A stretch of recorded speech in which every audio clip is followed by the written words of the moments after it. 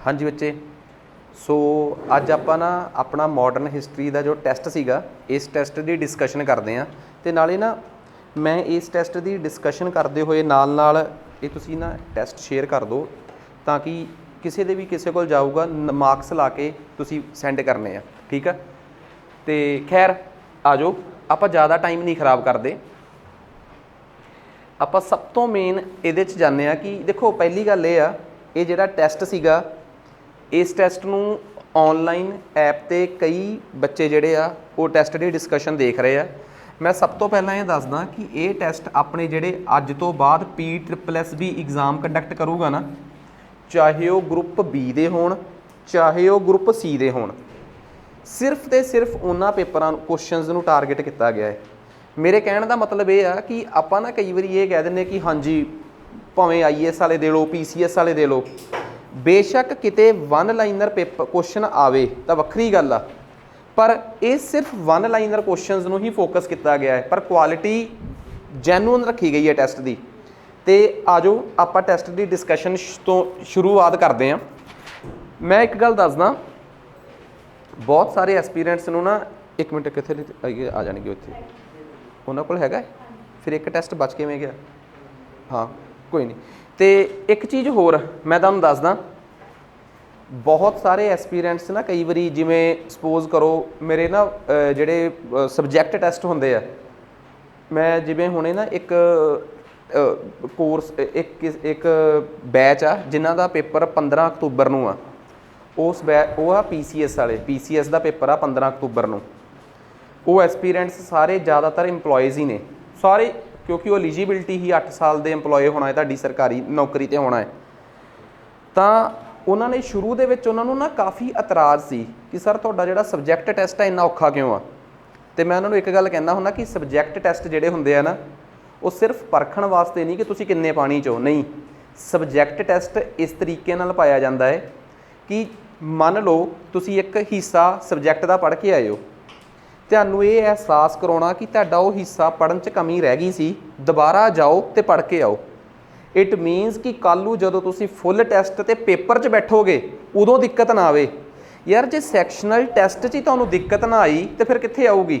सैक्शनल test कदे भी परखण लई नहीं, शीशा दिखाउण वास्ते हुंदे आ कि आह कमी रह गई अपने च, इस पोर्शन च तुसीं वीक हो, उत्थे हाँ कोई नहीं, इस पोर्शन च तुसीं वीक हो, तुसीं इस पोर्शन नूं पक्का करो। तो दूजी गल टैसट की डिस्कशन वाला भी इन्ना वध मैच्योरिटी नाल डिस्कशन करे, उहदे च ये नहीं फीलिंग होनी चाहिए कि यार तुसीं मेरे टैसट च नंबर नहीं लाए। मैं इहो जे एस्पीरेंट्स देखे आ जिहड़े सैक्शनल टैसट तो 0 तो स्टार्ट होए आ, 0 तो मतलब ना मात्र जे नंबरां तो स्टार्ट होए आ। ये जिहड़ी पढ़ाई है ना अपनी कंपीटीशन की, ये इंटैलीजेंटां की पढ़ाई नहीं हैगी, ये सिर्फ मेहनती लोगों की पढ़ाई है। जिहड़ा मेहनत कर गया वो नकम्मे तो भी स्थापित हो जाता है, तो जिन्हों ऐ लगता सी कि मैं तो ग्रैजुएशन तक जां अपनी स्कूल कॉलेज तक मैं बड़ा इंटैलीजेंट रहा, वो मैं झड़दे देखे इत्थे। सो प्लीज़ इस टैसट नूं बड़े मैच्योरिटी नाल आपां डिस्कस करांगे, तो इसे मैच्योरिटी नाल तुसीं इस टैसट का अगला हिस्सा जिन्हों तुसीं अज तो ही तैयार करना शुरू कर देना है। सिलेबस आ 1857 तो लैके 1947 तक का भारत, मतलब इस हिस्से नूं आपां अगले टैसट का हिस्सा बनावांगे। मॉडर्न हिस्टरी अपने आप ही 100 नंबर की पूरी होगी, एक 1857 तक, एक 1857 तो बाद। तो बड़े ध्यान नाल देखियो मैं किवें इस टैसट की डिस्कशन करदा। कहंदे अफगानिस्तान दे नाल लड़ाई का मुख कारण जिहड़ा सीगा, जो अंग्रेज़ां ने अफगानिस्तान ते हमला किया, वो दसो किहड़ी लड़ाई का कारण सीगी। हुण तुसीं आप दसो, जे तुसीं मेरे तो ब्रिटिश एंड नेबरिंग स्टेट्स वाला लैक्चर लाया होया है कि अंग्रेज़ ते गवांढी इलाके, तो मैं दस्सिया सीगा कि एक पासे अफगानिस्तान दे परले पासे रशिया का राजा ज़ार सीगा जिहड़ा वार-वार इंडिया ते हमला करना चाहुंदा सी। तो इस करके अंग्रेज़ चाहुंदे सी कि अफगानिस्तान सुरक्षित किया जाए, सुरक्षित किया जाए। सो एंगलो रशियन अंग्रेज़ों की रशिया नाल लड़ाई सी, जिहदे करके अंग्रेज़ अफगानिस्तान नूं स्थापित करना चाहुंदे सी। सो पहले आंसर ये आ कि C is the correct option, ठीक है। नैक्सट उस तो बाद अगे आ गया ट्रीटी ऑफ गैंडमार्क। हुण जे कुछ मैनूं कहे कि सर तुसीं सानूं एक चैप्टर पढ़ाया है ब्रिटिश एंड नेबरिंग स्टेट्स, तो मैं तुहानूं दसूँगा मैं पढ़ाया होया है एंगलो भूटान वार, एंगलो बर्मा वार, एंगलो अफगान वार, ਐਂਗਲੋ ਨੇਪਾਲ ਵਾਰ। ਤੇ ਜਦੋਂ ਮੈਂ ਤੁਹਾਨੂੰ ਐਂਗਲੋ ਅਫਗਾਨ ਵਾਰ ਪੜ੍ਹਾਈ ਸੀ, ਮੈਂ ਕਿਹਾ ਸੀ ਕਿ ਪਹਿਲੀ ਐਂਗਲੋ ਅਫਗਾਨ ਵਾਰ 40 ਤੋਂ 42 ਤੱਕ ਹੋਈ ਆ। ਉਹਦੇ 'ਚ ਇਹਨਾਂ ਨੇ ਸੂਜਾ ਸ਼ਾਹ ਨੂੰ ਜਾ ਕੇ ਰਾਜਾ ਰੂਜਾ ਬਣਾਤਾ, ਉਹਨਾਂ ਨੇ ਮਾਰ ਕੇ ਵਾਪਸ ਭੇਜਤਾ ਤੇ ਉੱਥੇ ਦੁਬਾਰਾ ਫਿਰ ਦੋਸਤ ਮੁਹੰਮਦ ਸਥਾਪਿਤ ਹੋ ਗਿਆ। 1863 ਦੇ ਵਿੱਚ ਦੋਸਤ ਮੁਹੰਮਦ ਮਰਦਾ ਏ, ਉਹਦੇ ਮਰਨ ਤੋਂ ਬਾਅਦ ਉੱਥੇ ਸ਼ੇਰ ਅਲੀ ਰਾਜਾ ਬਣਦਾ ਏ। ਤੇ ਉਦੋਂ ਤੱਕ ਲੜਾਈ ਦਾ ਕੋਈ ਮੁੱਢ ਨਹੀਂ ਸੀ ਜਦੋਂ ਤੱਕ 1878 'ਚ ਲਿਟਨ ਨਹੀਂ ਆਉਂਦਾ। ਲਾਰਡ ਲਿਟਨ ਨੇ ਆ ਕੇ ਸੈਕਿੰਡ ਐਂਗਲੋ ਅਫਗਾਨ ਸ਼ੁਰੂ ਕੀਤੀ ਆ, ਸ਼ੇਰ ਅਲੀ ਨੂੰ ਭਜਾਇਆ ਤੇ ਉਸ ਤੋਂ ਬਾਅਦ ਜਿਹੜਾ ਅਗਲਾ ਰਾਜਾ ਆਇਆ ਸੀਗਾ ਯਾਕੂਬ, ਉਹਦੇ ਨਾਲ ਫਿਰ ਇੱਕ ਸਮਝੌਤਾ ਕੀਤਾ ਜਿਹਨੂੰ ਕਿਹਾ ਗਿਆ ਸੀ ਟ੍ਰੀਟੀ ਆਫ ਗੈਂਡਮਾਰਕ। ਇਹਦਾ ਮਤਲਬ ਟ੍ਰੀਟੀ ਆਫ ਗੈਂਡਮਾਰਕ ਦਾ ਸੰਬੰਧ ਸੈਕਿੰਡ ਐਂਗਲੋ ਅਫਗਾਨ ਵਾਰ ਨਾਲ ਆ। ਤੇ ਇੱਕ ਗੱਲ ਹੋਰ ਮੰਨ ਲਓ, ਤੁਸੀਂ ਮੇਰੇ ਤੋਂ ਅੱਜ ਗੱਲ ਸੁਣੀ, ਤੁਹਾਨੂੰ ਲੱਗਿਆ ਕਿ ਯਾਰ ਵਾਕਈ 2 ਸਵਾਲ ਤਾਂ ਸਰ ਨੇ ਬ੍ਰਿਟਿਸ਼ ਐਂਡ ਨੇਬਰਿੰਗ ਸਟੇਟਸ ਚੋਂ ਪਾਤੇ ਤੇ ਮੈਨੂੰ ਇਹ ਆ ਨਹੀਂ ਰਹੇ।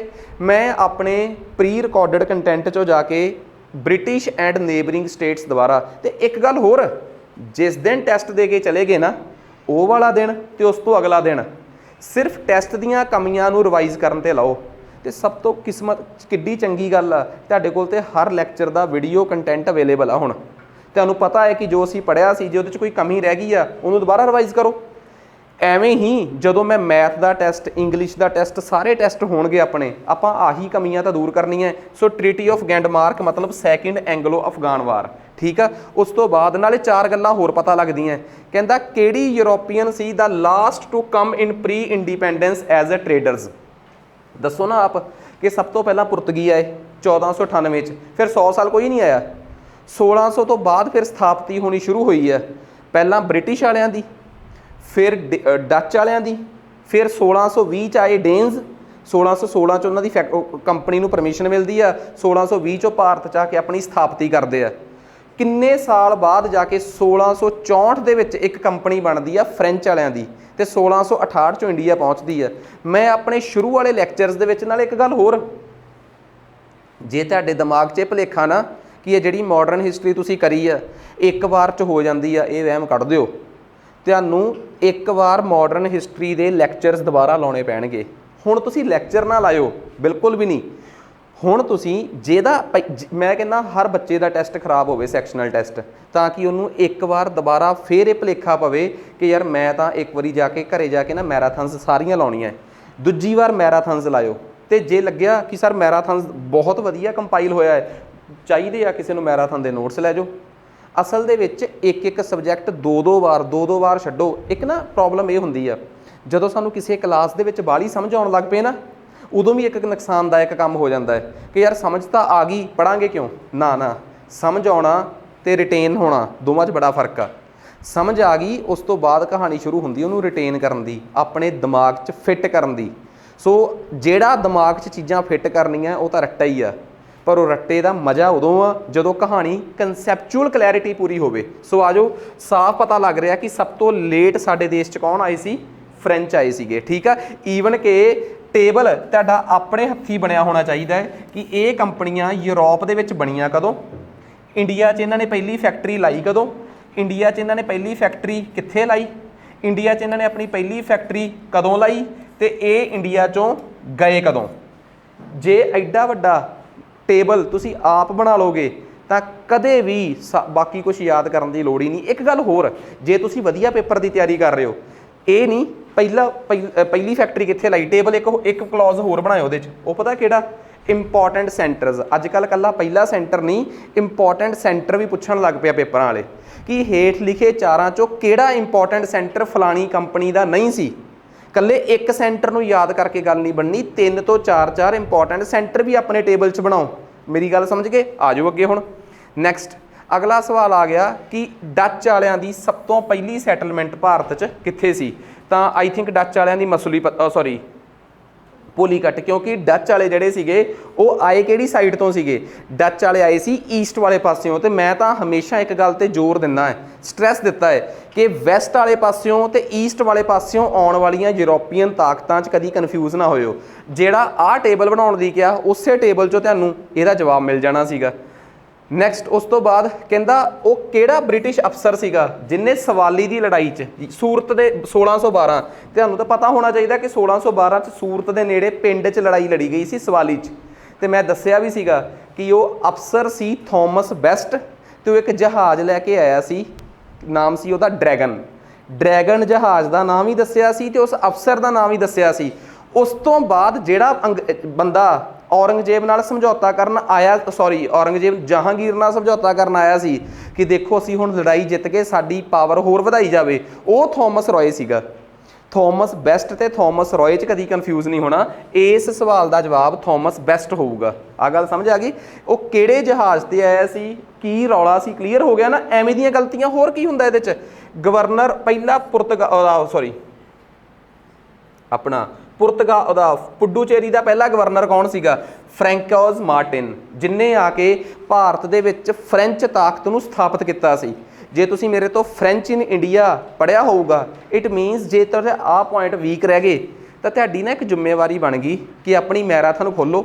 ਮੈਰਾਥਨਸ ਤਾਂ ਮੈਂ ਤੁਹਾਨੂੰ ਤੁਹਾਡੇ ਜਿਹੜੇ ਵੀ ਕੋਰਸ 'ਚ ਤੁਸੀਂ ਇਹ ਲੈਕਚਰ ਲਾ ਰਹੇ ਹੋ, ਹਰ ਕੋਰਸ ਦੇ ਵਿੱਚ ਤੁਹਾਨੂੰ ਮੈਰਾਥਨਸ ਅਵੇਲੇਬਲ ਮਿਲਣਗੀਆਂ। ਤੇ ਮੈਰਾਥਨਸ ਨੂੰ ਨਾ ਕਦੀ ਐਵੇਂ ਨਾ ਸਮਝ ਲਿਓ ਕਿ ਸਰ ਨੇ ਇਹਦੇ 'ਚ ਉੱਪਰੋਂ ਕਰਾਇਆ ਹੋਊਗਾ, ਮਤਲਬ ਹੀ ਨਹੀਂ। ਈਵਨ ਕਿ ਸਬਜੈਕਟ ਪੜ੍ਹਾਉਂਦੇ ਹੋਏ ਜਿਹੜਾ ਕੱਜ ਰਹਿ ਜਾਂਦਾ ਹੈ ਉਹ ਮੈਰਾਥਨਸ ਨਿਕਲਿਆ ਸੀ। ਸੋ ਮੈਰਾਥਨਸ ਮੇਰਾ ਡਰੀਮ ਕਨਸੈਪਟ ਸੀਗਾ। ਤੁਸੀਂ ਉਹਨਾਂ ਨੂੰ ਰਿਵਾਈਜ਼ ਕਰਕੇ ਦੇਖਿਓ। ਤੁਹਾਡੀ ਤਿਆਰੀ ਦੀ ਜ਼ਿੰਮੇਵਾਰੀ ਆ। ਤਿਆਰੀ ਦੀ ਜ਼ਿੰਮੇਵਾਰੀ ਇਕੱਲੀ ਲੈਕਚਰ ਲਾ ਕੇ ਨਹੀਂ ਖਤਮ ਹੁੰਦੀ, ਤੇ ਨਾ ਹੀ ਇਕੱਲੀ ਟੈਸਟ ਲੈ ਕੇ। ਟੈਸਟ ਤੋਂ ਬਾਅਦ ਇਹ ਹੌਸਲਾ ਦੇਣਾ, ਮੰਨ ਲਓ ਕਿ ਕਿਸੇ ਜਵਾਕ ਦੇ ਇਹਦੇ 'ਚ 50 ਚੋਂ 10 ਵੀ ਨਹੀਂ ਠੀਕ ਹੋਏ, ਉਹ ਕਮਜ਼ੋਰ ਨਹੀਂ ਹੈਗਾ। ਇਹ ਖੇਡ ਬੜੀ ਲੰਮੀ ਆ, ਅਜੇ ਤਾਂ ਸਭ ਕੁਝ ਸ਼ੁਰੂ ਹੋਇਆ ਹੈ। ਤਾਂ ਤੁਹਾਡੀ ਤੇ ਹਾਂ, ਇਹ ਗੱਲ ਕਮਿਟਮੈਂਟ ਆਪਣੇ ਨਾਲ ਕਰ ਲਓ ਕਿ ਅਗਲੀ ਵਾਰ ਮੈਂ ਘਟਨਾ ਚੱਕਰ ਰੱਟ ਕੇ ਫੇਰ ਟੈਸਟ ਦੇਣਾ ਹੈ। ਮਤਲਬ ਮੇਰੇ ਵੱਲੋਂ ਮੰਨ ਲਓ ਤੁਸੀਂ ਕਹੋਗੇ ਸਰ ਘਟਨਾ ਚੱਕਰ 'ਚੋਂ ਤਾਂ ਸਿੱਧਾ ਜਿਹਾ ਕੋਈ ਸਵਾਲ ਹੀ ਨਹੀਂ, ਫਿਰ ਕੀ ਨਾ ਹੋਵੇ? ਬੇਸ਼ੱਕ ਹੋਵੇ, ਬੇਸ਼ੱਕ ਨਾ ਹੋਵੇ। ਮਕਸਦ ਇਹੀ ਆ ਕਿ ਅਸੀਂ ਘਟਨਾ ਚੱਕਰ ਕਰਕੇ ਫਿਰ ਟੈਸਟ ਦੇਣਾ ਹੈ। ਤਾਂ ਬੜੀ ਮਿਹਨਤ ਦੀ ਲੋੜ ਆ, ਤੇ ਤੁਸੀਂ ਯਕੀਨ ਨਹੀਂ ਕਰੋਗੇ ਕਿ ਤੁਹਾਡਾ ਲੈਵਲ ਕਿੰਨਾ ਅਪਗ੍ਰੇਡ ਹੋ ਜਾਊਗਾ ਜਦੋਂ ਤੁਸੀਂ ਇਸ ਸਬਜੈਕਟ ਨਾਲ ਸੰਬੰਧਿਤ ਪੇਪਰਾਂ 'ਚ ਆਏ ਸਵਾਲ ਦੇਖੋਗੇ। ਯਾਰ ਸਾਰੇ ਨਿਕਲ ਰਹੇ ਆ, ਉਹ ਤਾਂ ਹੀ ਨਿਕਲਦੇ ਹੁੰਦੇ ਆ। ਜਦੋਂ ਤਪੋਗੇ ਜ਼ਿਆਦਾ, ਖਪੋਗੇ ਜ਼ਿਆਦਾ, ਫੇਰ ਹੀ ਚੰਗਾ ਰਿਜ਼ਲਟ ਆਊਗਾ। ਨੈਕਸਟ ਅੱਗੇ ਆ ਜਾਓ। ਅਗਲਾ ਸਵਾਲ ਆ ਗਿਆ ਕਿ ਡੈਨਮਾਰਕ ਵਾਲਿਆਂ ਦਾ ਭਾਰਤ ਦੇ ਵਿੱਚ ਹੈੱਡਕੁਆਟਰ ਕਿਹੜਾ ਸੀ? ਇਹ ਤਾਂ ਤੁਸੀਂ ਆਪਣੇ ਆਪ ਕਰ ਹੀ ਲਓਗੇ। ਇਹਦਾ ਆਨਸਰ ਹੈਗਾ ਹੈ 2 ਸਰਾਮਪੁਰ, ਬੰਗਾਲ ਦੇ ਵਿੱਚ। ਠੀਕ ਆ। ਉਸ ਤੋਂ ਬਾਅਦ ਆ ਗਿਆ ਬਾਜੀਰਾਓ 2, ਕਿਉਂਕਿ ਜਦੋਂ ਮੈਂ ਤੁਹਾਨੂੰ ਦੱਸ ਹੀ ਦਿੱਤਾ ਕਿ ਪਹਿਲੀ ਫੈਕਟਰੀ ਕਿੱਥੇ ਸੀ, ਹੈੱਡਕੁਆਟਰ ਕਿੱਥੇ ਸੀ, ਇੰਪੋਰਟੈਂਟ ਸੈਂਟਰ ਕਿੱਥੇ ਸੀ, ਆਏ ਕਦੋਂ, ਤੇ ਇਹਨਾਂ ਨੂੰ ਯੂਰਪ 'ਚ ਪਹਿਲੀ ਪਰਮਿਸ਼ਨ ਕਦੋਂ ਮਿਲੀ। ਜਿਵੇਂ ਮੰਨ ਲਓ ਡੇਨਸ ਵਾਲੇ ਆ, ਡੇਨਸ ਵਾਲਿਆਂ ਨੂੰ ਪਹਿਲੀ ਪਰਮਿਸ਼ਨ ਤਾਂ ਮਿਲੀ ਸੀ ਯੂਰਪ ਦੇ ਵਿੱਚ 1616 'ਚ। ਆ ਕੇ ਪਹਿਲੀ ਫੈਕਟਰੀ ਲਾਉਂਦੇ ਆ 1620 'ਚ।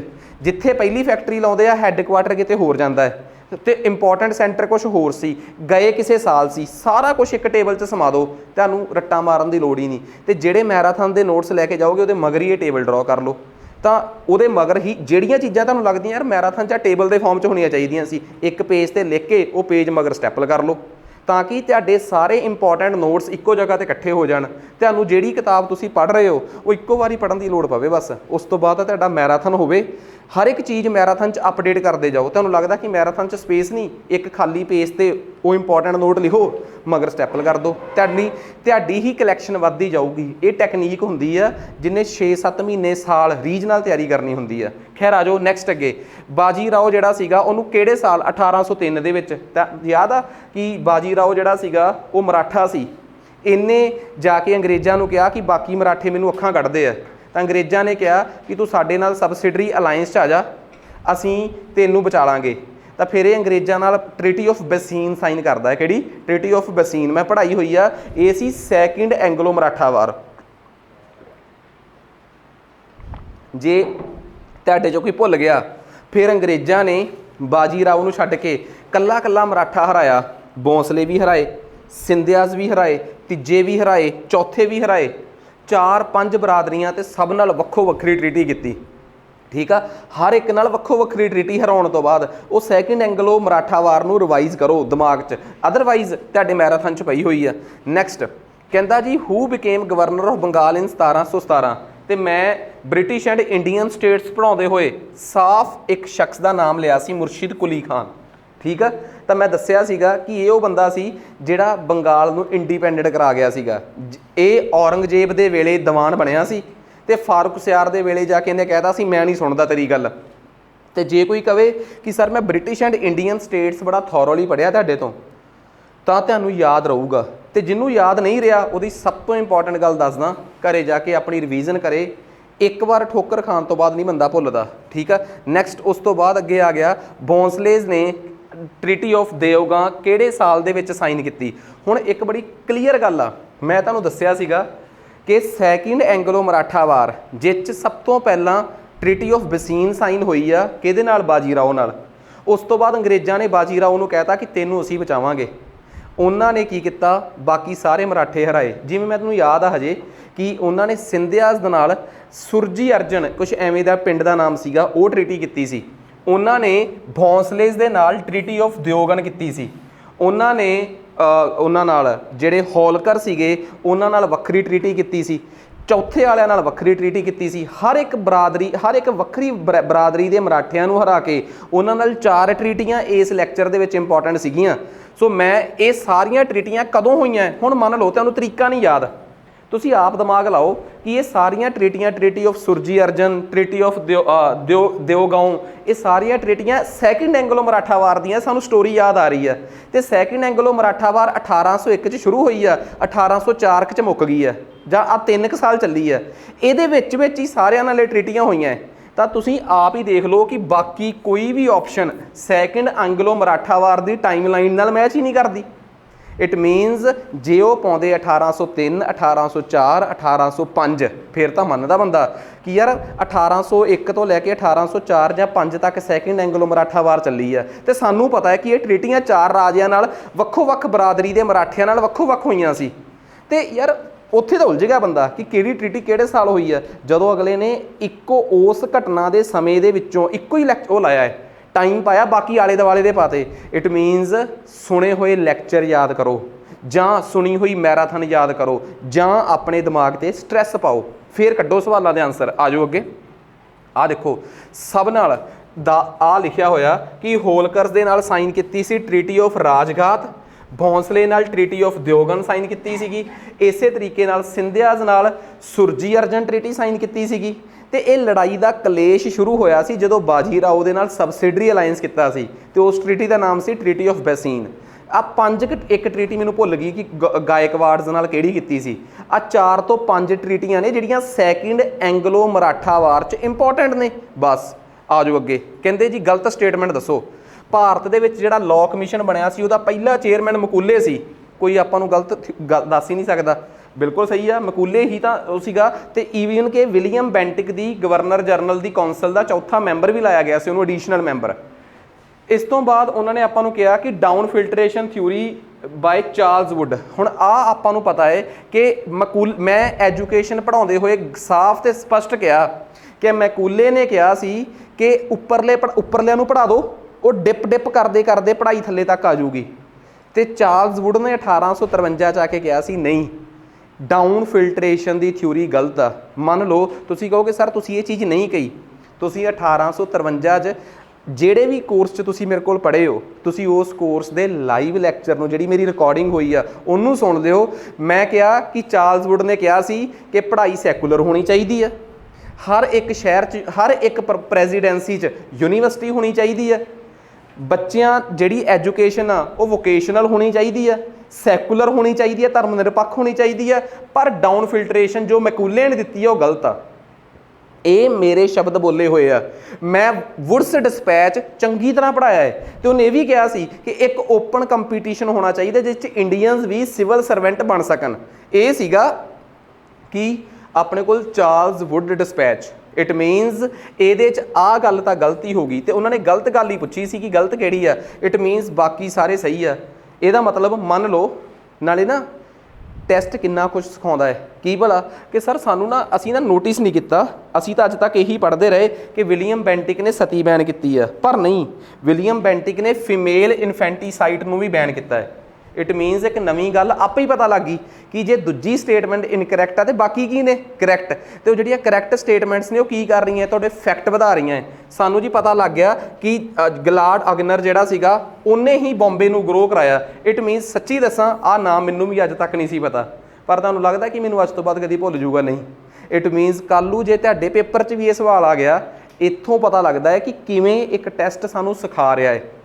ਇੱਕ ਤੋਂ ਵੱਧ ਫੈਕਟ ਜਿਹੜੇ ਆ ਉਹ ਸਾਰੇ ਕਵਰ ਹੁੰਦੇ ਆ। ਨੈਕਸਟ ਅੱਗੇ ਆ ਜਾਓ, ਕਹਿੰਦਾ ਅਵਧ ਦਾ 1722 ਦੇ ਵਿੱਚ ਗਵਰਨਰ ਕੌਣ ਸੀਗਾ। ਸੋ ਅਵਧ ਦਾ ਗਵਰਨਰ 1722 ਚ ਆਪਣਾ ਸੱਦਤ ਖਾਨ, ਵੈਸੇ ਆ ਬਹਿਰਾਨ ਮੁਲਕ ਤਾਂ ਇਹਨੂੰ ਵੈਸੇ ਹੀ ਲਿਖਿਆ ਗਿਆ, ਇਹਨੂੰ ਕੱਟ ਦਿੱਤਾ ਜਾਵੇ, ਠੀਕ ਆ। ਸੱਦਤ ਖਾਨ ਪਹਿਲਾ ਗਵਰਨਰ ਸੀਗਾ ਅਵਧ ਦਾ। ਤੇ ਮੈਂ ਤੁਹਾਨੂੰ ਇੱਕ ਗੱਲ ਦੱਸਦਾ, ਸੁਣੋ ਮੇਰੀ ਗੱਲ, ਅਵਧ ਜਿਹੜਾ ਸੀਗਾ ਉਹ ਚਪੇਟ 'ਚ ਪਤਾ ਕਦੋਂ ਆਇਆ ਅੰਗਰੇਜ਼ਾਂ ਦੀ? 1764 ਚ।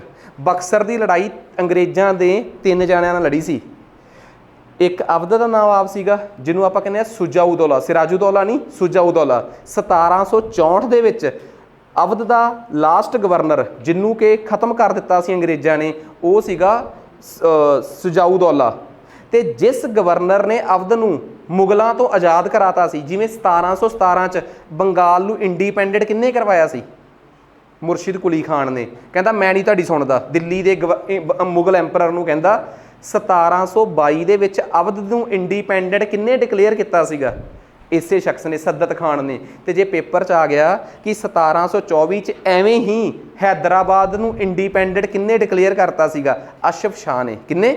ਅਸ਼ਫ ਸ਼ਾਹ ਨੇ। ਆ 3 ਰਾਜ ਸੀਗੇ, ਹੈਦਰਾਬਾਦ, ਦੂਜਾ ਕਿਹੜਾ ਅਵਧ, ਤੇ ਤੀਜਾ ਕਿਹੜਾ ਬੰਗਾਲ, ਜਿਹੜੇ 1717 ਤੋਂ ਲੈ ਕੇ 1725 ਦੇ ਵਿੱਚ ਮੁਗਲਾਂ ਤੋਂ ਆਜ਼ਾਦ ਹੋ ਗਏ ਸੀ। ਤਾਂ ਹੀ ਤਾਂ ਅੰਗਰੇਜ਼ਾਂ ਨੂੰ ਪਤਾ ਸੀ ਕਿ ਇਹਨਾਂ ਨੇ ਆਪਣੇ ਸਿਰ ਦੇ ਜਿਹੜੇ ਉੱਪਰ ਲੋਰਡ ਨੇ ਉਹ ਛੱਡਤੇ ਆ, ਹੁਣ ਇਹਨਾਂ ਉੱਤੇ ਜਾ ਕੇ ਕਬਜ਼ਾ ਕਰੋ, ਇਹਨਾਂ ਨੂੰ ਕੋਈ ਦਿੱਲੀੋਂ ਬਚਾਉਣ ਨਹੀਂ ਆਊਗਾ। ਸੋ ਅੰਗਰੇਜ਼ ਬੜੇ ਚਲਾਕ ਸੀਗੇ, ਠੀਕ ਆ। ਨੈਕਸਟ ਉਸ ਤੋਂ ਬਾਅਦ battle of Kharda was fought between. ਹੁਣ ਦੇਖੋ ਸਭ ਤੋਂ ਇੰਪੋਰਟੈਂਟ ਗੱਲ ਆ, ਇਹ ਨਾ ਇੱਕ ਬੜੀ ਇੰਪੋਰਟੈਂਟ ਲੜਾਈ ਆ, ਤੇ ਇਹ ਆਪਾਂ ਨੇ ਨਾ ਕਿਤੇ ਰਹਿ ਗਈ ਲੈਕਚਰਸ ਦੇ ਵਿੱਚ, ਠੀਕ ਆ। ਇਹ ਲੈਕਚਰ ਦੇ ਵਿੱਚ ਕਿਤੇ ਰਹਿ ਗਈ ਬੈਟਲ ਆਫ ਖਾੜਦਾ। ਪਰ ਇਹ ਨਾ ਲੜਾਈ ਇੱਕ ਵਾਰ, ਇੱਕ ਜਿਵੇਂ ਮੈਂ ਤੁਹਾਨੂੰ ਦੱਸ ਨਹੀਂ ਰਿਹਾ ਕਿ ਹੁਣ ਇੱਕ ਪੇਪਰ ਹੋ ਰਿਹਾ ਇਹਨਾਂ ਦਾ, ਆ PPSC ਵਾਲਿਆਂ ਦਾ, PCS ਵਾਲਿਆਂ ਦਾ, ਇਹ 1 ਲਾਈਨਰ ਕੁਐਸਚਨ ਸਿੱਧਾ ਉਹਨਾਂ ਦੇ ਪੇਪਰ 'ਚ ਆਇਆ ਸੀਗਾ ਕਿ ਖਾੜਦਾ ਦੀ ਲੜਾਈ ਕਿਹਦੇ 'ਚ ਹੋਈ ਆ। ਅਸਲ ਦੇ ਵਿੱਚ ਆਪਾਂ ਕੀ ਕੀਤਾ, ਇਹ ਕਈ ਵਾਰੀ ਨਾ ਵੈਸੇ ਹੀ ਕਿਸੇ ਨਾ ਕਿਸੇ ਫਾਲਤੂ ਕੁਐਸਚਨ ਨੂੰ ਇੰਟਰੋਡਿਊਸ ਕਰਨਾ ਪੈ ਜਾਂਦਾ। ਉਹਦੀ ਵਜ੍ਹਾ ਕਿਉਂ? ਆਪਣੇ ਸਿਲੇਬਸ 'ਚ ਆ ਕਿ ਬਈ ਯੂਰੋਪੀਅਨਸ ਦੀਆਂ ਭਾਰਤੀ ਰਾਜਿਆਂ ਨਾਲ ਲੜਾਈਆਂ, ਠੀਕ ਆ। ਪਰ ਆਪਾਂ ਨੂੰ ਇਹ ਵੀ ਪਤਾ ਹੈ ਕਿ ਜਿਹੜੇ ਭਾਰਤੀ ਰਾਜੇ ਉਹ ਆਪਸ 'ਚ ਵੀ ਲੜੇ ਆ। ਹੈਦਰਾਬਾਦ ਦਾ ਨਿਜ਼ਾਮ ਮਰਾਠਿਆਂ ਨਾਲ ਵੀ ਲੜਿਆ ਹੋਊਗਾ, ਹੈਦਰਾਬਾਦ ਦਾ ਨਿਜ਼ਾਮ ਕਰਨਾਟਕ ਵਾਲਿਆਂ ਨਾਲ ਵੀ ਲੜਿਆ ਹੋਊਗਾ। ਸੋ ਉਵੇਂ ਦੀ ਹੀ ਇੱਕ ਇੰਪੋਰਟੈਂਟ ਲੜਾਈ ਆ ਬੈਟਲ ਆਫ ਖਾੜਦਾ, ਜਿਹੜੀ ਕਿ ਹੈਦਰਾਬਾਦ ਤੇ ਮਰਾਠਿਆਂ ਦੇ ਵਿੱਚ ਲੜੀ ਗਈ ਸੀ। ਭਾਵ ਮਾਧਵ ਰਾਓ ਪੇਸ਼ਵਾ ਜਿਹੜਾ ਸੀਗਾ ਉਹ, ਤੇ ਨਿਜ਼ਾਮ, ਹੈਦਰਾਬਾਦ ਦਾ ਨਿਜ਼ਾਮ, ਇਹਨਾਂ ਦੋਵਾਂ ਦੇ ਵਿੱਚ ਇਹ ਲੜਾਈ 1795 ਈਸਵੀ 'ਚ ਲੜੀ ਗਈ ਸੀ।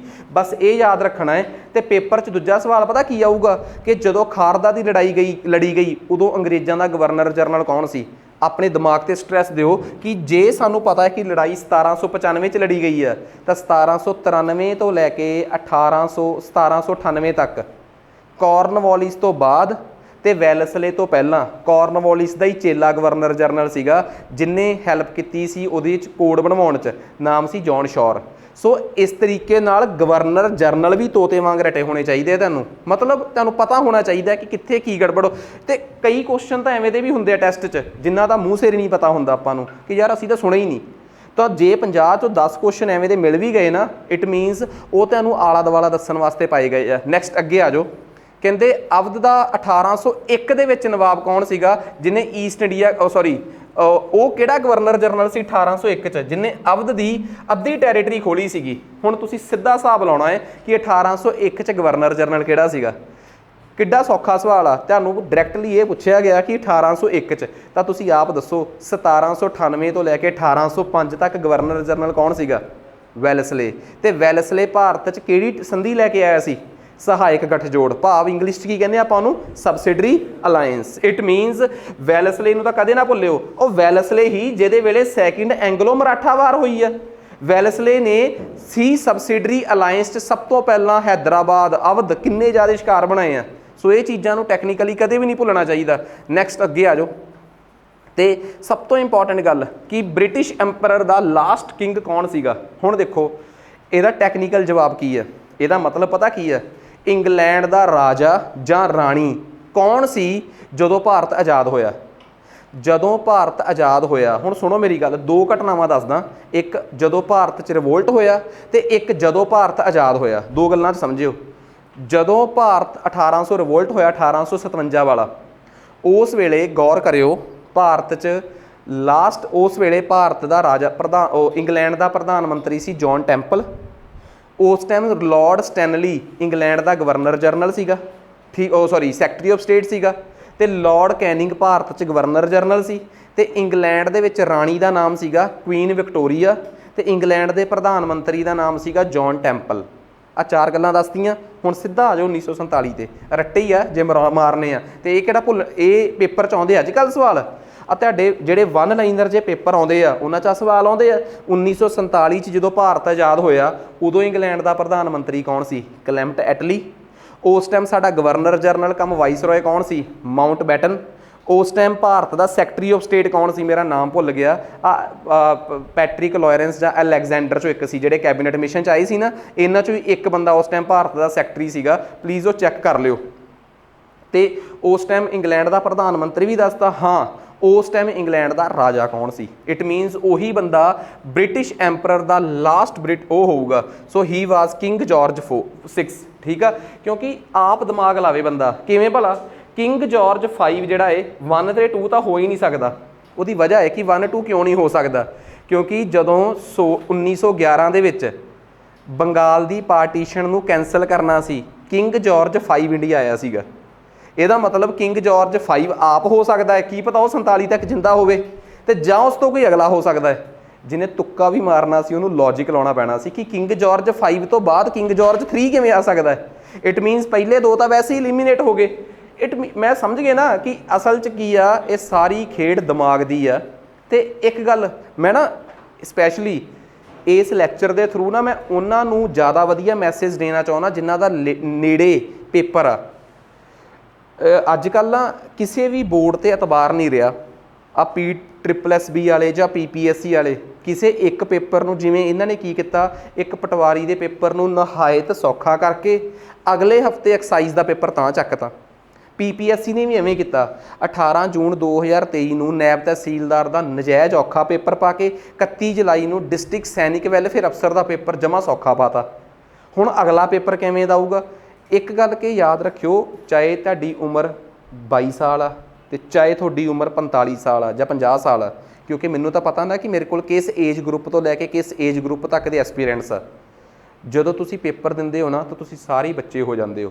ਹਰ ਇੱਕ ਉਮਰ ਦਾ ਬੰਦਾ ਬੱਚਾ ਹੋ ਜਾਂਦਾ ਪੇਪਰ ਦੇਣ ਲੱਗੇ। ਤੇ ਇੱਥੇ ਬੱਚੇ ਹੋਣਾ ਕੋਈ ਮਾੜੀ ਗੱਲ ਨਹੀਂ, ਪਰ ਪੇਪਰ 'ਚ ਜਾ ਕੇ ਬਚਕਾਨੀਆਂ ਹਰਕਤਾਂ ਮਾੜੀ ਗੱਲ ਆ। ਤੇ ਕੀ ਹੁੰਦੀ ਆ ਪੇਪਰ 'ਚ ਜਾ ਕੇ ਸਭ ਤੋਂ ਬਚਕਾਨੀ ਹਰਕਤ? ਉਹ ਇਹ ਹੁੰਦੀ ਆ ਔਖਾ ਪੇਪਰ ਦੇ ਕੇ ਪੈਨਿਕ ਹੋ ਜਾਣਾ। ਬਸ ਇਹ ਹਰਕਤ ਕਦੀ ਨਹੀਂ ਹੋਣੀ ਚਾਹੀਦੀ। ਇਹ ਮਾਫੀ ਦੇ ਯੋਗ ਹਰਕਤ ਨਹੀਂ ਹੈਗੀ। ਪੇਪਰ ਦੇ ਕੇ ਕਦੇ ਵੀ ਪੈਨਿਕ ਨਹੀਂ ਹੋਣਾ। ਜੇ ਤੁਸੀਂ ਪੇਪਰ ਦੇ ਕੇ ਪੈਨਿਕ ਨਹੀਂ ਹੋਏ ਤਾਂ ਸਮਝ ਲਓ ਤੁਸੀਂ ਅੱਧਾ ਪੇਪਰ ਕਰ ਗਏ। ਉਸ ਤੋਂ ਬਾਅਦ ਉਹਦੇ 'ਚੋਂ ਆਪਸ਼ਨਸ ਲੱਭੋ ਕਿ ਫਿਰ ਤੁਸੀਂ ਆਪ ਦੇਖੋਗੇ ਕਿ ਯਾਰ ਕਰਦੇ ਕਰਦੇ ਪਤਾ ਲੱਗਿਆ 60-65% ਪੇਪਰ ਹੋ ਗਿਆ। ਤੇ ਬਾਅਦ 'ਚ ਸੁਣਨ 'ਚ ਆਇਆ ਕਿ ਯਾਰ ਕੱਟ ਆਫ ਤਾਂ ਇਹਦੀ ਮਸਾਂ ਹੀ 55% ਗਈ ਆ। ਕਈ ਲੋਕ ਇਵੇਂ ਕਹਿੰਦੇ ਆ। ਅੱਜ ਕੱਲ੍ਹ ਮੈਂ ਦੇਖਦਾ ਹੁੰਦਾ YouTube 'ਤੇ ਕਿ ਜੀ ਹੁਣ ਤਾਂ ਕੰਪੀਟੀਸ਼ਨ ਹੀ ਬਹੁਤ ਵੱਧ ਗਿਆ। 92 ਨੰਬਰ ਲੈ ਕੇ ਵੀ ਬੰਦਾ ਅਫਸਰ ਨਹੀਂ ਲੱਗਦਾ ਜਾਂ ਪਟਵਾਰੀ ਨਹੀਂ ਲੱਗਦਾ। ਓਏ 92 ਨੰਬਰ ਲੈ ਕੇ ਤੁਸੀਂ ਪਟਵਾਰੀ ਨਹੀਂ ਲੱਗਦੇ, ਪਰ 80 ਨੰਬਰ ਲੈ ਕੇ ਤੁਸੀਂ ਐਕਸਾਈਜ਼ ਇੰਸਪੈਕਟਰ ਲੱਗ ਗਏ ਸੀ। ਇਟ ਮੀਨਸ ਉਹ ਪੇਪਰ 92 ਨੰਬਰ ਲੈ ਲਏ ਤੁਸੀਂ ਤੇ ਤੁਸੀਂ ਕੁਛ ਨਹੀਂ ਲੱਗੇ। ਇਹਦਾ ਕਿਤੇ ਵੀ ਮਤਲਬ ਇਹ ਨਹੀਂ ਕਿ ਤੁਸੀਂ ਕਾਬਲ ਹੋ ਗਏ। ਇਹਦਾ ਇਹ ਵੀ ਇੱਕ ਮਤਲਬ ਹੋ ਸਕਦਾ ਨਾ, ਮੇਰੀ ਚਾਹੇ ਇਹ ਗੱਲ ਕੋਈ ਵੀ ਬੰਦਾ ਚਾਹੇ ਜੇ ਬਾਈ ਚਾਂਸ ਜੇ ਵੀਡੀਓ YouTube 'ਤੇ ਗਈ, ਮੈਨੂੰ ਇਹਨਾਂ ਚੀਜ਼ਾਂ ਦੀ ਕਦੀ ਫਿਕਰ ਨਹੀਂ ਹੁੰਦੀ। ਮੈਂ ਹਮੇਸ਼ਾ ਇਹ ਦੱਸਦਾ ਹੁੰਦਾ ਕਿ ਬੰਦਾ ਨਾ ਦਿਨ 'ਚ ਇੱਕ ਵਾਰ, ਮਤਲਬ ਮੇਰੇ ਕੋਲ ਕੋਈ ਪੜ੍ਹਦਾ ਹੁੰਦਾ ਸੀਗਾ ਅਤੇ ਉਹ ਪਿੰਡ ਦਾ ਹੀ ਸੀਗਾ, ਅਤੇ ਪਿੰਡ ਵਾਲੇ ਭਾਵੇਂ ਆਪਣੇ ਪਿੰਡ ਵਾਲੇ ਕੋਲ ਪੜ੍ਹਦੇ ਹੋਣ ਪਰ ਉਹ ਕਦੀ ਉਹਨੂੰ ਸੀਰੀਅਸ ਨਹੀਂ ਲੈਂਦੇ। ਠੀਕ ਆ, ਤਾਂ ਓਬਵੀਅਸ ਹੀ ਗੱਲ ਆ। ਨਹੀਂ ਇਸ ਟਾਈਮ ਮੁੰਡਾ ਵਧੀਆ ਪੜ੍ਹ ਕੇ ਚਲੋ ਜਿੱਥੇ ਕਿ ਸੈੱਟ ਹੋਣਾ ਸੀ, ਜਿੰਨਾ ਕੁ ਪੜ੍ਹਦਾ ਸੀ ਉਸ ਲੈਵਲ 'ਤੇ ਵਧੀਆ ਸੈੱਟ ਆ। ਪਰ ਉਹਦੀ ਇੱਕ ਗੱਲ ਹਮੇਸ਼ਾ ਵਧੀਆ ਸੀਗਾ ਕਿ ਉਹ ਆ ਕੇ ਹਮੇਸ਼ਾ ਕਹਿੰਦਾ ਸੀ ਕਿ ਵੀਰੇ ਸਵੇਰੇ ਉੱਠ ਕੇ ਮੂੰਹ ਹੱਥ ਧੋ ਕੇ ਨਾ ਸ਼ੀਸ਼ਾ ਦੇਖ ਲਈਦਾ। ਮੈਂ ਕਿਹਾ ਇਹ ਕਿਉਂ? ਕਹਿੰਦਾ ਫਿਰ ਭੁਲੇਖਾ ਜਿਹਾ ਨਹੀਂ ਰਹਿੰਦਾ। ਤਾਂ ਕਿ ਘੱਟੋ ਘੱਟ ਬੰਦਾ, ਚਾਹੇ ਉਹ ਨੋਰਮਲ ਸ਼ੀਸ਼ੇ ਦੀ ਗੱਲ ਕਰਦਾ ਹੋਵੇ ਭਾਵੇਂ ਅੰਦਰੂਨੀ ਸ਼ੀਸ਼ੇ ਦੀ ਗੱਲ ਹੋਵੇ, ਬੰਦੇ 'ਤੇ ਚੈੱਕ ਐਂਡ ਬੈਲੈਂਸਿਸ ਰਹਿਣੇ ਚਾਹੀਦੇ ਆ। ਚਾਹੇ ਕਿਸੇ ਵੀ ਪ੍ਰਕਾਰ ਦਾ ਭੁਲੇਖਾ ਹੋਵੇ ਉਹਨੂੰ ਬੰਦਾ ਆਪ ਹੀ ਕੱਢਦਾ ਰਹੇ, ਕਿਸੇ ਹੋਰ ਨੂੰ ਕੱਢਣ ਦਾ ਮੌਕਾ ਨਾ ਦੇਵੇ। ਸੋ ਬਹੁਤ ਸੀਰੀਅਸਲੀ ਪੇਪਰ 'ਚ ਕਦੇ ਪੈਨਿਕ ਨਹੀਂ ਹੋਣਾ। ਜਿਹੜਾ ਬੰਦਾ ਪੈਨਿਕ ਨਾ ਹੋਵੇ, ਪੈਨਿਕ ਹੋਇਆ ਬੰਦਾ 4 'ਚ ਤੁੱਕਾ ਮਾਰੂਗਾ। ਜਿਹੜਾ ਪੈਨਿਕ ਨਹੀਂ, ਉਹਦੀ ਪ੍ਰੋਬੇਬਿਲਿਟੀ 50% ਹੋ ਗਈ ਤੁੱਕਾ ਚੱਲਣ ਦੀ, ਕਿਉਂਕਿ ਉਹਦੇ ਕੋਲ 2 ਹੀ ਆਪਸ਼ਨਸ ਰਹਿ ਗਈਆਂ। ਸੋ ਪੈਨਿਕ ਹੋਣ ਤੋਂ ਬਚੋ ਤਾਂ ਪੇਪਰ ਦਾ ਹੱਲ। ਇਹ ਟੈਸਟ ਦੀ ਡਿਸਕਸ਼ਨ ਸਿਰਫ ਟੈਸਟ ਦੀ ਨਹੀਂ, ਟੈਸਟ ਦੇ ਤਾਂ ਮੈਂ ਮੰਨ ਲਓ ਲਾਸਟ ਵਾਲੇ 25 ਸਵਾਲ ਭਾਵੇਂ 25 ਸਕਿੰਟਾਂ 'ਚ ਡਿਸਕਸ ਕਰਦਾ। ਅਸਲੀ ਆ ਕਿ ਤੁਹਾਨੂੰ ਅਟੈਂਪਟ ਕਰਨਾ ਸਿਖਾਉਣਾ। ਇਹ ਟੈਸਟ ਸਪੈਸ਼ਲੀ ਉਸ ਬੈਚ ਦਾ ਜਿਹੜਾ ਮੇਰੇ ਕੋਲ ਬੜੇ ਚਿਰ ਬਾਅਦ ਆਫਲਾਈਨ ਬੈਚ ਫੇਰ ਆਇਆ, ਉਹਨਾਂ ਨੂੰ ਐ ਪਤਾ ਹੋਣਾ ਚਾਹੀਦਾ ਹੈ ਕਿ ਮੇਰੇ ਟੈਸਟ ਡਿਸਕਸ਼ਨ 'ਚ ਕੀ ਫਰਕ ਆ ਬਾਕੀਆਂ ਨਾਲੋਂ। ਇਹ ਨਹੀਂ ਕਿ ਮੈਂ ਤੁਹਾਨੂੰ ਇੱਕ ਸਵਾਲ ਕਰਾਉਂਦਾ ਹੋਇਆ 1000 ਸਵਾਲ ਕਰਾ ਦੂੰਗਾ, ਨਹੀਂ, ਤੁਹਾਨੂੰ ਇਹ ਦੱਸ ਦੂੰਗਾ ਕਿ ਪੇਪਰ 'ਚ ਬੈਠੀ ਦਾ ਕਿਵੇਂ ਆ, ਪੇਪਰ 'ਚ ਦਬੀ ਦਾ ਕਿਉਂ ਨਹੀਂ। ਆਖਰ ਜੇ ਤੁਸੀਂ ਇੰਨੇ ਦੂਰ ਛੱਡ ਕੇ ਪਟਿਆਲੇ ਮੇਰੇ ਕੋਲ ਪੜ੍ਹਨ ਆਏ ਹੋ, ਉਹਦਾ ਕੋਈ ਤਾਂ ਐਡਵਾਂਟੇਜ ਹੋਊਗਾ ਨਾ। ਬਸ ਉਹਦਾ ਸਭ ਤੋਂ ਵੱਡਾ ਐਡਵਾਂਟੇਜ ਇਹੀ ਆ ਕਿ ਕੋਈ ਬਹੁਤਾ ਜ਼ਿਆਦਾ ਬਾਕੀਆਂ ਨਾਲੋਂ ਵੱਧ ਜਾਂ ਘੱਟ ਨਹੀਂ ਪੜ੍ਹਾ ਸਕਦਾ ਮੈਂ, ਬਸ ਮੈਂ ਇਹ ਜ਼ਰੂਰ ਦੱਸ ਸਕਦਾ ਹੁੰਦਾ ਕਿ ਪੇਪਰ 'ਚ ਦਬੀ ਦਾ ਕਿਵੇਂ ਨਹੀਂਗਾ, ਆਖਰ ਪੇਪਰ 'ਚ ਐਲੀਮੀਨੇਸ਼ਨ ਕਿਵੇਂ ਯੂਜ਼ ਕਰੀਦੀ ਆ।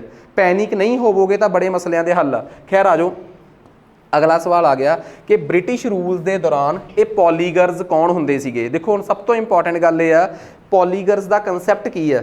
ਮੈਂ ਤੁਹਾਨੂੰ ਇੱਕ ਗੱਲ ਦੱਸਦਾ ਕਿ ਅਸਲ ਦੇ ਵਿੱਚ ਨਾ ਇਹ ਕਹਾਣੀ ਆ ਮਦਰਾਸ ਪ੍ਰੋਵਿੰਸ ਦੀ। ਮਦਰਾਸ ਪ੍ਰੋਵਿੰਸ ਇਹਦੇ 'ਚ ਸੋਲਿਊਸ਼ਨ 'ਚ ਲਿਖਿਆ ਹੋਊਗਾ ਉਹਨਾਂ ਨੇ ਕਿ ਅਸਲ ਦੇ ਵਿੱਚ ਨਾ ਮਦਰਾਸ ਪ੍ਰੋਵਿੰਸ ਦੇ ਵਿੱਚ ਕਹਾਣੀ ਕੀ ਸੀਗੀ। ਸਾਊਥ ਇੰਡੀਆ ਦੇ ਵਿੱਚ ਜਿਹੜੇ ਜ਼ਮੀਨਦਾਰ ਵਾਲਾ ਕੰਸੈਪਟ ਸੀ ਨਾ, ਇਹ ਨਹੀਂ ਸੀ ਹੈਗਾ, ਜ਼ਮੀਨਦਾਰਾਂ ਦਾ ਕੰਸੈਪਟ ਨਹੀਂ ਸੀ ਹੈਗਾ। ਉਹਨਾਂ ਦੀ ਜਗ੍ਹਾ ਤੇ ਜਿਹੜੇ ਲੋਕ ਜ਼ਮੀਨਾਂ ਉਹ ਮੈਨੇਜ ਕਰਦੇ ਸੀਗੇ, ਮਤਲਬ ਕਿ ਜਿਹੜੀ ਵੀ ਜ਼ਮੀਨ ਦੇ ਉੱਪਰ ਸੈਨਾ ਸੀ, ਸੌਰੀ, ਉਹਨੂੰ ਮੈਨੇਜ ਕਰਨ ਵਾਸਤੇ, ਜਿਵੇਂ ਮਤਲਬ ਕਿ ਆਪਣੇ ਨਾ ਬੰਗਾਲ ਦੇ ਵਿੱਚ ਜ਼ਮੀਨਦਾਰ ਹੁੰਦੇ ਸੀ ਤੇ ਜ਼ਮੀਨਦਾਰ ਹੀ ਸਾਰਾ ਲਾਅ ਐਂਡ ਆਰਡਰ ਮੇਨਟੇਨ ਕਰਦੇ ਸੀ। ਸਾਊਥ ਇੰਡੀਆ ਦੇ ਵਿੱਚ ਨਾ ਸਪੈਸ਼ਲੀ ਜਿਹੜੀ ਉੱਥੋਂ ਦਾ ਲਾਅ ਐਂਡ ਆਰਡਰ ਮੇਨਟੇਨ ਕਰਨ ਵਾਸਤੇ ਮਿਲਟਰੀ ਵਗੈਰਾ ਹੁੰਦੀ ਸੀ, ਉਹਨਾਂ ਦੀ ਮੈਨੇਜਮੈਂਟ ਦਾ ਕੰਮ ਸਾਊਥ ਇੰਡੀਆ 'ਚ ਜਿਹੜੇ ਲੋਕ ਕਰਦੇ ਸੀ ਉਹਨਾਂ ਨੂੰ ਪੋਲੀਗਰਜ਼ ਕਹਿੰਦੇ ਸੀ। ਤੇ ਤੁਹਾਨੂੰ ਪਤਾ ਇਹੀ ਉਹ ਪੋਲੀਗਰਜ਼ ਹੀ ਸੀਗੇ ਅੰਗਰੇਜ਼ਾਂ ਦੇ, ਜਿਨ੍ਹਾਂ ਨੇ 1806 ਦੇ ਵਿੱਚ ਵਿਲੌਰ 'ਚ ਬਗਾਵਤ ਕਰਤੀ ਸੀ ਕਿ ਅਸੀਂ ਯੂਨੀਫਾਰਮ ਨਹੀਂ ਪਾਉਣੀ, ਅਸੀਂ ਕੱਪੜੇ ਨਹੀਂ ਪਾਉਣੇ। ਸੋ ਇਹਨਾਂ ਦੀ ਬਗਾਵਤ ਕਾਫੀ ਮਸ਼ਹੂਰ ਹੋਈ ਸੀ। ਸੋ ਨੈਕਸਟ 16ਵੇਂ ਤੋਂ ਬਾਅਦ ਆ ਗਿਆ ਆਪਣੇ ਕੋਲ 17ਵਾਂ ਕੁਐਸਚਨ। ਕਹਿੰਦੇ ਦੱਸੋ ਆਹ ਕਰਨੋਲਜੀ ਆ। ਹੁਣ ਤੁਸੀਂ ਆਪ ਦੱਸੋ, ਆਹ 3 ਲੜਾਈਆਂ ਦਾ ਜ਼ਿਕਰ ਆ, ਕੀ ਮੈਂ ਤੁਹਾਨੂੰ ਦੱਸਿਆ ਨਹੀਂ ਕਿ ਆਹ 3 ਲੜਾਈਆਂ ਰਟੀਆਂ? ਹੁਣ ਤੁਸੀਂ ਦੱਸ ਸਕਦਾ ਬੈਟਲ ਆਫ ਵੰਡੀਵਾਸ਼ ਕਿਸ ਕਰਨਾਟਿਕ ਵਾਰ ਦਾ ਹਿੱਸਾ ਰਹੀ ਆ? ਫਸਟ, ਸੈਕਿੰਡ ਕਿ ਥਰਡ? ਥਰਡ ਕਰਨਾਟਿਕ ਵਾਰ ਦਾ ਹਿੱਸਾ ਰਹੀ ਆ। ਤੇ ਬੈਟਲ ਆਫ ਵੰਡੀਵਾਸ਼ 1760 'ਚ ਲੜੀ ਗਈ ਆ, ਯਾਦ ਹੋਵੇ ਜਿਹਨੂੰ ਐਗਜ਼ੈਕਟ ਪਤਾ ਹੋਵੇ। ਬਕਸਰ ਦੀ ਲੜਾਈ 1764 ਦੇ ਵਿੱਚ, ਜਿਸ 'ਚ ਮੁਰਨੋ ਹੈਕਟਰ ਲੜਿਆ ਹੈ। ਤੇ ਪਲਾਸੀ ਦੀ ਲੜਾਈ 1757 'ਚ ਲੜੀ ਗਈ ਆ। ਹੁਣ ਤੁਸੀਂ ਆਪ ਹਿਸਾਬ ਲਾ ਕੇ ਦੇਖੋ, ਸਭ ਤੋਂ ਪਹਿਲਾਂ ਪਲਾਸੀ, ਫਿਰ ਵੰਡੀਵਾਸ਼ ਤੇ ਫਿਰ ਬਕਸਰ। ਇਟ ਮੀਨਸ ਜੇ ਤੁਸੀਂ ਬ੍ਰਿਟਿਸ਼ ਐਂਡ ਇੰਡੀਅਨ ਸਟੇਟਸ ਵਾਲਾ ਮੇਰਾ ਲੈਕਚਰ ਗੌਰ ਨਾਲ ਸੁਣਿਆ, ਮੈਂ ਤਾਂ ਇਹ 3 ਲੜਾਈਆਂ ਥੋੜਾ ਮੈਂ ਦੱਸਦਾ ਹੁੰਦਾ। ਪਹਿਲਾਂ ਪਲਾਸੀ 57 'ਚ, ਫਿਰ ਚੰਸੂਰਾ 59 'ਚ, ਫਿਰ ਵੰਡੀਵਾਸ਼ 60 'ਚ, ਫਿਰ ਪਾਣੀਪਤ 61 'ਚ ਤੇ ਫਿਰ ਬਕਸਰ 64 'ਚ। ਮੈਂ 5 ਲੜਾਈਆਂ ਕਰਨੋਲਜੀ 'ਚ ਲਵਾਉਣਾ ਜਿਹੜੀਆਂ ਇੱਕੋ ਘਟਨਾਕ੍ਰਮ ਦੇ ਵਿੱਚੋਂ ਨਿਕਲ ਕੇ ਬਾਹਰ ਆ ਰਹੀਆਂ। ਸੋ ਇਹ ਚੀਜ਼ਾਂ ਦਾ ਯਾਰ ਬਹੁਤ ਧਿਆਨ ਰੱਖਣਾ ਪੈਣਾ ਤੁਹਾਨੂੰ। ਇੱਕੋ ਟਾਈਮ ਲਾਈਨ 'ਚੋਂ ਇਹ ਲੜਾਈਆਂ। ਸਗੋਲੀ ਦੀ ਟ੍ਰੀਟੀ ਜਿਹੜੀ ਆ ਉਹ ਕਿਹਦੇ ਨਾਲ ਹੋਈ ਆ? ਦੇਖੋ ਟ੍ਰੀਟੀ ਆਫ ਸਗੋਲੀ, ਜਿਨ੍ਹਾਂ ਨੂੰ ਯਾਦ ਆ, ਮੈਂ ਹਮੇਸ਼ਾ ਇੱਕ ਗੱਲ ਕਹਿੰਦਾ ਕਿ 2 ਟ੍ਰੀਟੀਆਂ ਯਾਦ ਰੱਖਿਓ, ਇੱਕ ਭੂਟਾਨ ਵਾਲਿਆਂ ਨਾਲ ਤੇ ਇੱਕ ਨੇਪਾਲ ਵਾਲਿਆਂ ਨਾਲ। ਭੂਟਾਨ ਵਾਲਿਆਂ ਦੀ ਟ੍ਰੀਟੀ ਤੁਸੀਂ ਮੈਨੂੰ ਦੱਸੋਗੇ ਕਿਹੜੀ ਆ, ਪਰ ਨੇਪਾਲ ਵਾਲਿਆਂ ਦੀ ਮੈਂ ਦੱਸਦੀ ਕਿ ਟ੍ਰੀਟੀ ਆਫ ਸਗੋਲੀ 1805 'ਚ। ਇੱਕ ਝਟਕੇ 'ਚ ਹੀ ਅੰਗਰੇਜ਼ਾਂ ਨੇ ਨੇਪਾਲ ਹਰਾਤਾ, ਇੱਕ ਝਟਕੇ 'ਚ ਹੀ ਅੰਗਰੇਜ਼ਾਂ ਨੇ ਕੀ ਹਰਾਤਾ ਸੀਗਾ ਆਪਣਾ? ਭੂਟਾਨ। ਸੋ ਦੋਵੇਂ ਟ੍ਰੀਟੀਜ਼ 'ਚੋਂ ਇੱਕ ਟ੍ਰੀਟੀ ਦਾ ਮੈਂ ਜ਼ਿਕਰ ਕਰਤਾ ਕਿ ਟ੍ਰੀਟੀ ਆਫ ਸਗੋਲੀ 1805 'ਚ ਗੋਰਖਿਆਂ ਨਾਲ ਹੋਈ ਸੀ।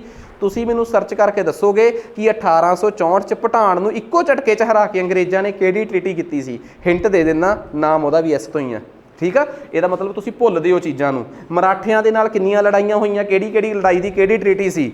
ਅਫਗਾਨਿਸਤਾਨ ਨਾਲ ਕਿੰਨੀਆਂ ਲੜਾਈਆਂ ਹੋਈਆਂ, ਕਿਹੜੀ ਕਿਹੜੀ ਟ੍ਰੀਟੀ ਸੀ? ਤੁਹਾਨੂੰ ਨਹੀਂ ਲੱਗਦਾ ਕਿ ਤੁਹਾਨੂੰ ਆਪਣੇ ਟੇਬਲ ਬਣਾ ਲੈਣੇ ਚਾਹੀਦੇ ਆ? ਯਾਰ ਮਾਡਰਨ ਹਿਸਟਰੀ ਕੋਈ ਸੌਖਾ ਸਬਜੈਕਟ ਆ? ਤੁਸੀਂ ਮੰਨ ਕੇ ਚੱਲੋ ਮਾਡਰਨ ਹਿਸਟਰੀ, ਪੋਲਿਟੀ, ਪੰਜਾਬ, ਇਹ geography of India and Punjab, ਇਹ ਇੰਟੈਂਸੀਫਾਈਡ ਚੈਪਟਰ ਨੇ। ਇਹਨਾਂ ਨੂੰ ਤੁਸੀਂ ਨੌਨ ਸੀਰੀਅਸ ਤਰੀਕੇ ਨਾਲ ਕਦੇ ਨਹੀਂ ਲੈ ਸਕਦੇ। ਮੈਂ ਸਭ ਤੋਂ ਔਖੇ ਸਬਜੈਕਟਾਂ ਨੂੰ ਹੱਥ ਪਾਇਆ ਪਹਿਲਾਂ।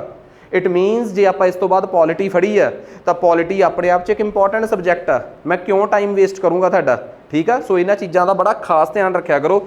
ਨੈਕਸਟ ਉਸ ਤੋਂ ਬਾਅਦ ਅੱਗੇ ਆਪਣੇ ਕੋਲ ਆ ਗਿਆ, ਕਹਿੰਦੇ ਇਹ ਇਨਕਰੈਕਟ ਦੱਸੋ। Land revenue policies made land saleable, mortgage and alienable. Area covered by Mahalwari system include Punjab, ਇਹ ਬਿਲਕੁਲ ਸਹੀ ਆ। ਤੇ land revenue was periodically revised in Ryotwari but fixed in Mahalwari. ਤੁਹਾਨੂੰ ਸਭ ਨੂੰ ਪਤਾ ਹੈ ਕਿ ਮੈਂ ਲੈਂਡ ਰੈਵਨਿਊ ਦੇ 3 ਤਰੀਕੇ ਦੱਸੇ ਸੀ। ਸਭ ਤੋਂ ਪਹਿਲਾਂ ਪਰਮਾਨੈਂਟ ਸੈਟਲਮੈਂਟ ਦੱਸਿਆ ਸੀ ਨਾ। ਸਭ ਤੋਂ ਪਹਿਲਾ ਸਿਸਟਮ ਕਿਹੜਾ ਦੱਸਿਆ ਸੀਗਾ? ਪਰਮਾਨੈਂਟ ਸੈਟਲਮੈਂਟ, ਜਿਸ 'ਚ ਮੈਂ ਕਿਹਾ ਸੀ ਸਭ ਕੁਝ ਫਿਕਸ ਕਰ ਦਿੱਤਾ ਜਾਂਦਾ ਸੀ। ਫਿਰ ਮੈਂ ਦੱਸਿਆ ਸੀਗਾ ਰਿਆਤਵਾੜੀ। ਰਿਆਤਵਾੜੀ 'ਚ ਮੈਂ ਕਿਹਾ ਸੀ ਉਹ ਵੀ ਫਿਕਸ ਸਿਸਟਮ ਆ, ਬਸ ਉਹ 'ਚ ਵਿੱਚ ਜ਼ਮੀਨਦਾਰ ਨਹੀਂ ਹੈਗੇ। ਮੈਂ ਕਿਹਾ ਸੀ ਕਿ ਅੰਗਰੇਜ਼ਾਂ ਨੇ ਪੰਜਾਬ ਦੇ ਵਿੱਚ ਮਹਿਲਵਾੜੀ ਸਿਸਟਮ ਚਲਾਇਆ ਸੀ, ਤੇ ਜਿਹੜੇ ਲੋਕ ਸੀਗੇ ਅਫਸਰ ਸੀ ਉਹਨਾਂ ਨੇ ਲੋਕਾਂ ਦੇ ਘਰਾਂ 'ਚ ਆ ਕੇ ਰੋਟੀ ਪਾਣੀ ਖਾਧਾ, ਲੋਕਾਂ ਤੋਂ ਉਹਨਾਂ ਦੇ ਹਾਲਾਤ ਪੁੱਛੇ, ਉਹਦੇ ਹਿਸਾਬ ਨਾਲ ਪਿੰਡ ਦੇ ਮੌਤਵਾਰ ਨੂੰ ਕਿਹਾ ਕਿ ਬਈ ਤੂੰ ਟੈਕਸ ਇਕੱਠਾ ਕਰਕੇ ਦੇਣਾ ਹੈ, ਤੇ ਜਿਹਨੂੰ ਹਰ ਪਲ ਰਿਵਾਈਜ਼ ਕੀਤਾ ਜਾਂਦਾ ਸੀ। ਇੱਕ ਮਹਿਲਵਾੜੀ ਇਹੋ ਜਿਹਾ ਸਿਸਟਮ ਸੀ ਜਿਹਦੇ 'ਚ ਰਿਵੀਜ਼ਨ ਬਹੁਤ ਫਰੀਕੁਐਂਟ ਸੀ। ਬਾਕੀਆਂ ਦੇ ਵਿੱਚ ਜਾਂ ਤਾਂ ਰਿਵੀਜ਼ਨ ਹੈ ਹੀ ਨਹੀਂ ਸੀ, ਨਹੀਂ ਤਾਂ 30-30 ਸਾਲ rate of interest fix land revenue fix ਰਹਿੰਦਾ ਸੀ। ਸੋ ਆਹ ਗੱਲ ਤਾਂ ਟੋਟਲ ਹੀ ਗਲਤ, ਉਹਨਾਂ ਨੇ ਇਨਕਰੈਕਟ ਗੱਲ ਪੁੱਛੀ ਸੀ, ਇਨਕਰੈਕਟ ਮੈਂ ਦੱਸਤੀ। ਇਹਦਾ ਮਤਲਬ ਤੁਹਾਡੇ 'ਚੋਂ ਕੋਈ ਨਾ ਕੋਈ ਵੀਕ ਰਹਿ ਗਿਆ ਜਿਹਨੇ ਲੈਂਡ ਰੈਵਨਿਊਜ਼ ਨੂੰ ਰਿਵਾਈਜ਼ ਨਹੀਂ ਕਰ ਪਾਇਆ, ਤੇ ਜਿਹੜਾ ਲੈਂਡ ਰੈਵਨਿਊ ਨੂੰ ਰਿਵਾਈਜ਼ ਨਹੀਂ ਕਰ ਪਾਇਆ ਉਹ ਕਿੱਡੀ ਕੁ ਤੋਪ ਆ, ਪੁਰਾਣੇ ਲੈਕਚਰ ਪਏ ਆ, ਜਾ ਕੇ ਰਿਵਾਈਜ਼ ਕਰ ਲਓ। ਇਟ ਮੀਨਸ ਇੱਕ ਗੱਲ ਹੋਰ, ਜਿਹੜਾ ਨੈਕਸਟ ਟੈਸਟ ਆ ਨਾ ਉਹਦੀ ਤਿਆਰੀ ਅੱਜ ਨਹੀਂ ਸ਼ੁਰੂ ਹੋਣੀ, 1.5 ਦਿਨ ਲਾ ਕੇ ਪਹਿਲਾਂ ਇਹਨੂੰ ਪੈਂਡੈਂਸੀ ਕਲੀਅਰ ਕਰੋ ਕਿ ਇੱਥੇ ਕਮੀਆਂ ਰਹਿ ਗਈਆਂ। ਜਿਹੜਾ ਬੰਦਾ ਆਪਣੀ ਪੈਂਡੈਂਸੀ ਤੇ ਇੱਕ ਗੱਲ ਹੋਰ, ਇਹ ਫਾਰਮੂਲਾ ਸਿਰਫ ਇਸ ਟੈਸਟ 'ਚ ਨਹੀਂ ਹਰ ਟੈਸਟ 'ਚ ਅਡੋਪਟ ਕਰੋ ਕਿ ਪਹਿਲਾਂ ਪੈਂਡੈਂਸੀ ਕਲੀਅਰ ਕਰਨੀ ਹੈ। ਡਿਸਕਸ਼ਨ ਦਾ ਕੀ ਮਤਲਬ ਆ, ਅਦਰਵਾਈਜ਼ ਡਿਸਕਸ਼ਨ ਕਿਉਂ ਕਰਾਈ ਜਾ ਰਹੀ ਹੈ? ਪੈਂਡੈਂਸੀ ਕਲੀਅਰ ਕਰਕੇ ਫਿਰ ਅਗਲੇ ਪਾਸੇ ਨੂੰ ਜਾਓ, ਸੋ ਮਸਲਾ ਆਪਣੇ ਆਪ ਹੱਲ ਹੋਊਗਾ। ਨੈਕਸਟ ਉਸ ਤੋਂ ਬਾਅਦ ਆ ਗਿਆ ਇੰਡੀਗੋ ਰਿਵੋਲਟ। ਦੇਖੋ ਇਸੇ ਬਹਾਨੇ ਮੈਂ ਲਾਸਟ ਉਦੋਂ ਲੈਕਚਰ 'ਤੇ ਦੱਸ ਰਿਹਾ ਸੀ ਕਿ ਮੈਨੂੰ ਨਾ ਇੰਡੀਗੋ ਰਿਵੋਲਟ ਤੇ ਇੱਕ ਬੰਦੇ ਨੇ ਲੇਖ ਲਿਖਿਆ ਸੀ ਨੀਲ ਦਰਪਣ, ਮੈਨੂੰ ਉਹਦਾ ਨਾਮ ਭੁੱਲ ਗਿਆ, ਦੀਨ ਬੰਧੂ ਮਿੱਤਰਾ ਸੀ ਆਈ ਥਿੰਕ ਉਹਦਾ ਨਾਮ, ਲਿਖਿਆ ਇੱਥੇ ਕਿਤੇ ਦੇਖਿਓ, ਇੱਥੇ ਲਿਖਿਆ ਕਿਤੇ? ਅੱਛਾ ਅਗਲੇ ਕਿਸੇ ਕੁਐਸਚਨ 'ਚ ਆਇਆ ਹੈ, ਦੀਨ ਬੰਧੂ ਮਿੱਤਰਾ ਨੇ ਨੀਲ ਦਰਪਣ ਲਿਖਿਆ ਸੀਗਾ। ਇੱਥੋਂ ਫਿਰ ਦੱਸੋ ਕਿ ਨੀਲ ਦੀ ਖੇਤੀ ਕਰਨ ਵਾਲੇ ਆਪਣਾ ਬੋਰੀ ਬਿਸਤਰਾ ਚੱਕ ਕੇ ਕਿੱਥੇ ਲੈ ਗਏ ਸੀ? ਚੰਪਾਰਨ 'ਚ। ਉੱਥੋਂ ਫਿਰ 1917 'ਚ ਕਿੰਨੇ ਚੁਕਵਾਇਆ? ਮਹਾਤਮਾ ਗਾਂਧੀ ਨੇ। ਸੋ ਇਹ ਹੋਇਆ ਕਦੋਂ ਸੀਗਾ? ਤੇ ਨਾਲੇ ਜਿਨ੍ਹਾਂ ਨੇ ਮੇਰੇ ਲੈਕਚਰ ਲਾਏ ਆ ਉਹਨਾਂ ਨੂੰ ਚੰਗੀ ਤਰ੍ਹਾਂ ਪਤਾ ਕਿ ਅੰਗਰੇਜ਼, ਮੈਂ ਦੱਸਿਆ ਵੀ ਸੀ ਕਿ 1857 ਤੋਂ ਬਾਅਦ ਅੰਗਰੇਜ਼ 1.5-2 ਸਾਲਾਂ ਦੇ ਅੰਦਰ ਅੰਦਰ ਕੋਈ ਨਵਾਂ ਰਿਵੋਲਟ ਝੱਲਣਾ ਨਹੀਂ ਸੀ ਚਾਹੁੰਦੇ। ਇਹ ਤਾਂ ਮੈਂ ਪੜ੍ਹਾਇਆ ਵੀ ਇੱਕ ਲੇਟੈਸਟ ਜੇ ਲੈਕਚਰ 'ਚ ਸੀਗਾ। ਜਦੋਂ ਮੈਂ ਸੋਸ਼ੋ ਰਿਲੀਜੀਅਸ ਰਿਫੋਰਮਸ ਪੜ੍ਹਾ ਰਿਹਾ ਸੀਗਾ ਉਹਦੇ 'ਚ ਤਾਂ ਮੈਂ ਬਕਾਇਦਾ ਦੱਸਿਆ ਨਾ ਕਿ ਇਹ ਇੰਡੀਗੋ ਰਿਵੋਲਟ ਕੀ ਸੀਗਾ। ਸੋ ਬਹੁਤ ਇੰਪੋਰਟੈਂਟ ਆ। ਨੈਕਸਟ, ਬੈਥਿਊਨ ਗਰਲ ਸਕੂਲ ਜਿਹੜਾ ਸੀਗਾ ਉਹਨੂੰ ਕਿਹੜੇ ਸਥਾਪਿਤ ਕੀਤਾ ਗਿਆ? ਤੇ ਮੈਂ ਤੁਹਾਡੀ ਜਾਣਕਾਰੀ ਲਈ ਦੱਸਦਾ, ਸਾਡੇ ਨਾ ਇੱਕ ਸੋਸ਼ੋ ਰਿਲੀਜੀਅਸ ਥਿੰਕਰ ਹੋਏ ਨੇ ਇੱਕ, ਉਸ ਸੋਸ਼ੋ ਰਿਲੀਜੀਅਸ ਥਿੰਕਰ ਦਾ ਨਾਮ ਆ ਆਪਣਾ ਈਸ਼ਵਰ ਚੰਦਰ ਵਿਦਿਆਸਾਗਰ, ਜਿਨ੍ਹਾਂ ਨੇ ਵਿਡੋ ਰੀਮੈਰਿਜ ਦਾ ਐਕਟ ਪਾਸ ਕਰਾਇਆ। ਇਹਨਾਂ ਨੇ ਇੱਕ ਅੰਗਰੇਜ਼ JED ਬੈਥਿਊਨ ਨਾਲ ਮਿਲ ਕੇ, ਕਿਹਦੇ ਨਾਲ? ਇੱਕ ਅੰਗਰੇਜ਼ JED ਬੈਥਿਊਨ ਨਾਲ ਮਿਲ ਕੇ ਕਲਕੱਤੇ ਦੇ ਵਿੱਚ ਕੁੜੀਆਂ ਵਾਸਤੇ ਕਾਲਜ ਖਲਵਾਏ ਆ।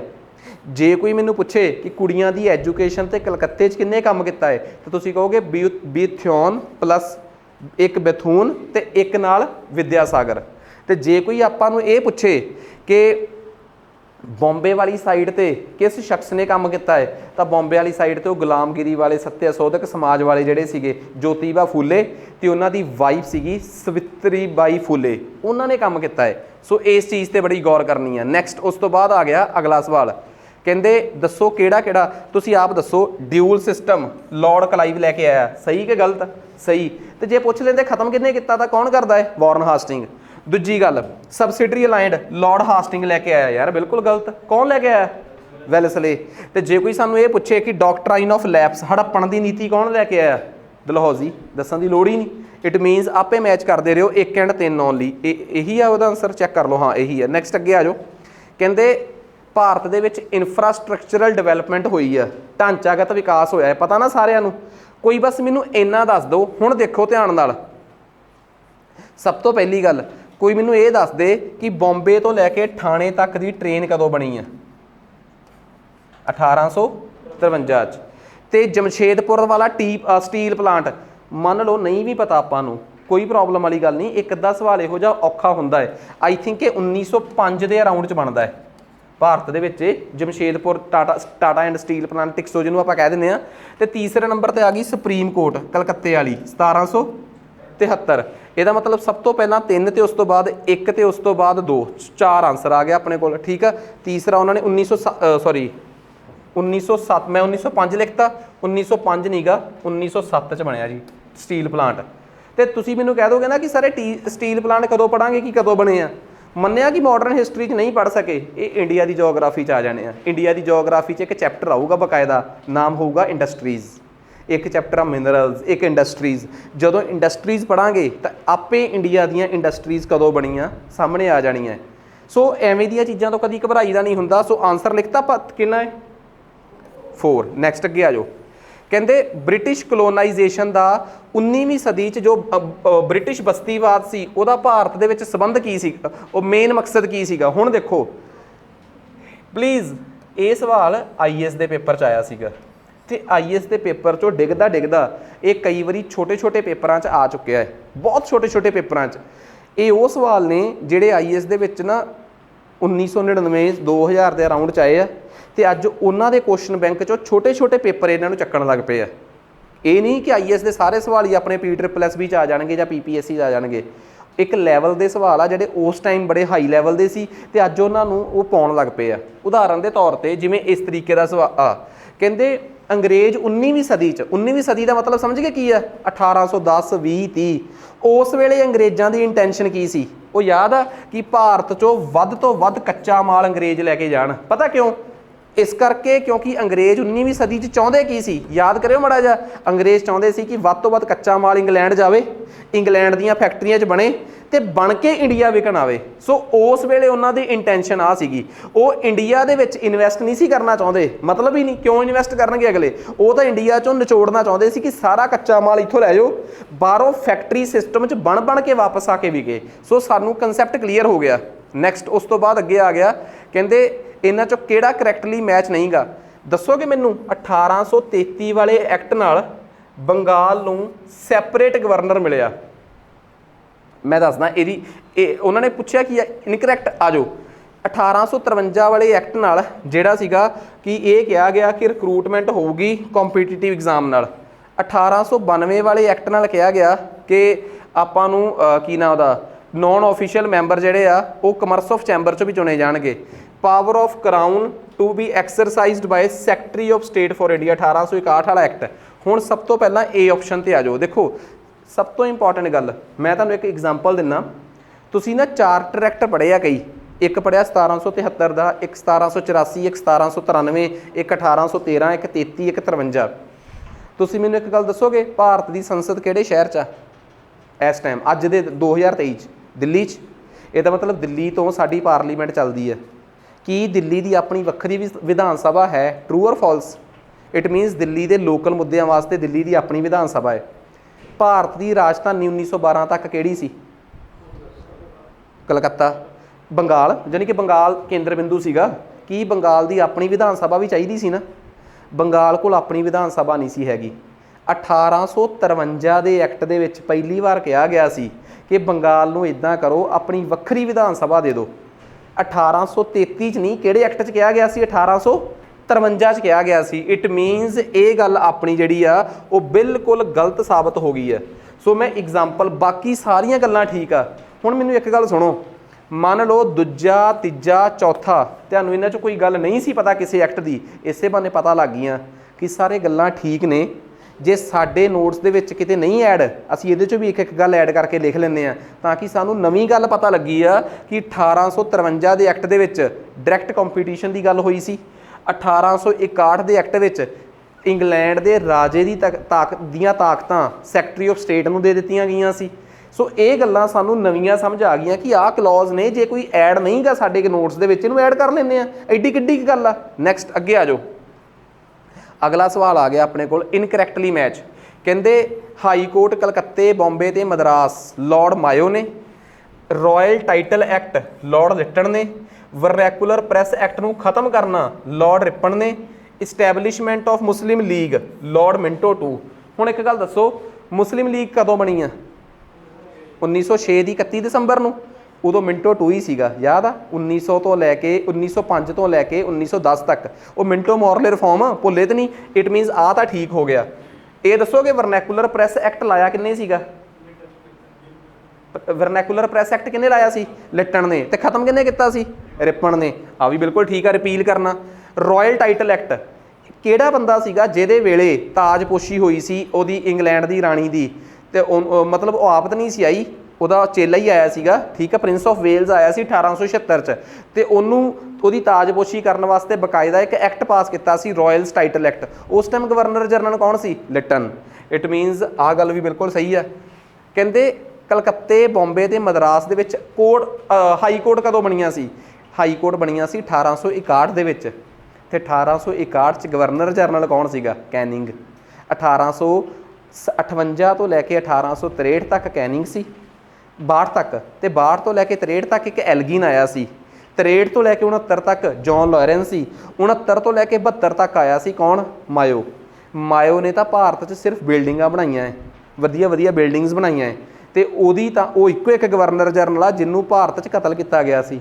ਉਹਦੇ ਨਾਲ ਹਾਈ ਕੋਰਟਸ ਨੂੰ ਨਹੀਂ ਜੋੜਿਆ ਜਾ ਸਕਦਾ। ਹਾਈ ਕੋਰਟ ਤਾਂ 1861, 62, 63 'ਚ ਬਣੀਆਂ ਹੈ, ਤੇ ਉਸ ਵੇਲੇ ਗਵਰਨਰ ਜਨਰਲ ਕੌਣ ਸੀਗਾ? ਕੈਨਿੰਗ।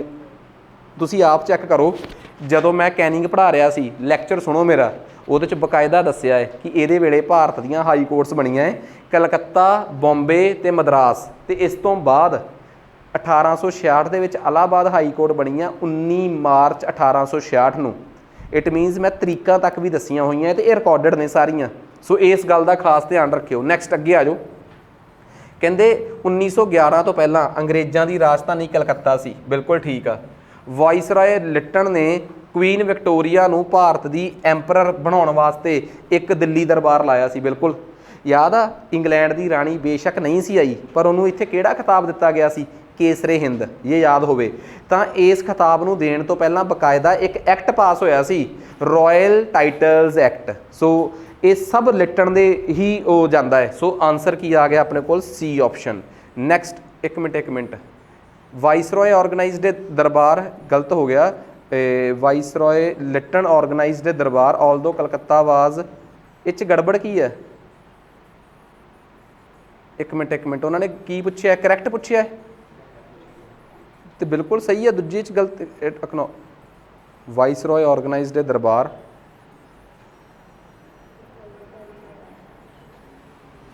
ਬਿਲਕੁਲ ਸਹੀ ਹੈ ਦੂਜਾ। ਇਹਦਾ ਪਲੀਜ਼ ਤੁਸੀਂ ਸੀ ਕਰ ਲਿਓ, ਠੀਕ ਆ, ਕਿਉਂਕਿ ਉਹਨਾਂ ਨੇ ਕਰੈਕਟ ਪੁੱਛਿਆ ਕਿਹੜਾ ਹੈ, ਤਾਂ ਦੋਵੇਂ ਸਟੇਟਮੈਂਟਸ ਕਰੈਕਟ ਨੇ, 'ਚ ਗਲਤ ਕੋਈ ਨਹੀਂ ਗਾ, ਐਕਸਪਲੇਨੇਸ਼ਨ 'ਚ ਵੀ ਕੋਈ ਉਹ ਨਹੀਂ ਹੈਗਾ। ਨੈਕਸਟ ਉਸ ਤੋਂ ਬਾਅਦ ਆ ਜਾਓ। ਹਾਂਜੀ, ਕਹਿੰਦੇ ਇਹ ਦੱਸੋ ਭਾਰਤ 'ਚ ਰਿਆਇਤਵਾੜੀ ਸਿਸਟਮ ਕੌਣ ਲੈ ਕੇ ਆਇਆ? ਦੱਸੋ ਵੀ, ਪਹਿਲਾਂ ਇਹ ਦੱਸੋ ਪਰਮਾਨੈਂਟ ਸੈਟਲਮੈਂਟ ਕੌਣ ਲੈ ਕੇ ਆਇਆ ਸੀ? ਕਾਰਨਵਾਲਿਸ। ਤੇ ਰਿਆਇਤਵਾੜੀ ਸਿਸਟਮ ਕੌਣ ਲੈ ਕੇ ਆਇਆ ਸੀ? ਰਿਆਇਤਵਾੜੀ ਸਿਸਟਮ ਕੌਣ ਲੈ ਕੇ ਆਇਆ ਸੀਗਾ? ਇੱਕ ਮਿੰਟ, ਇਹ ਜਿਹੜਾ ਕੁਐਸਚਨ ਪਲੀਜ਼ ਇੱਕ ਮਿੰਟ ਰੁਕੋ, 28ਵੇਂ ਤੋਂ ਕੁਐਸਚਨ ਜਿਹੜਾ ਹੈ ਨਾ 27ਵਾਂ, ਇਹਨੂੰ ਆਪਾਂ ਲਾਸਟ 'ਚ ਫੇਰ ਡਿਸਕਸ ਕਰ ਲਾਂਗੇ। ਕੁਛ ਗਲਤੀ ਹੈ?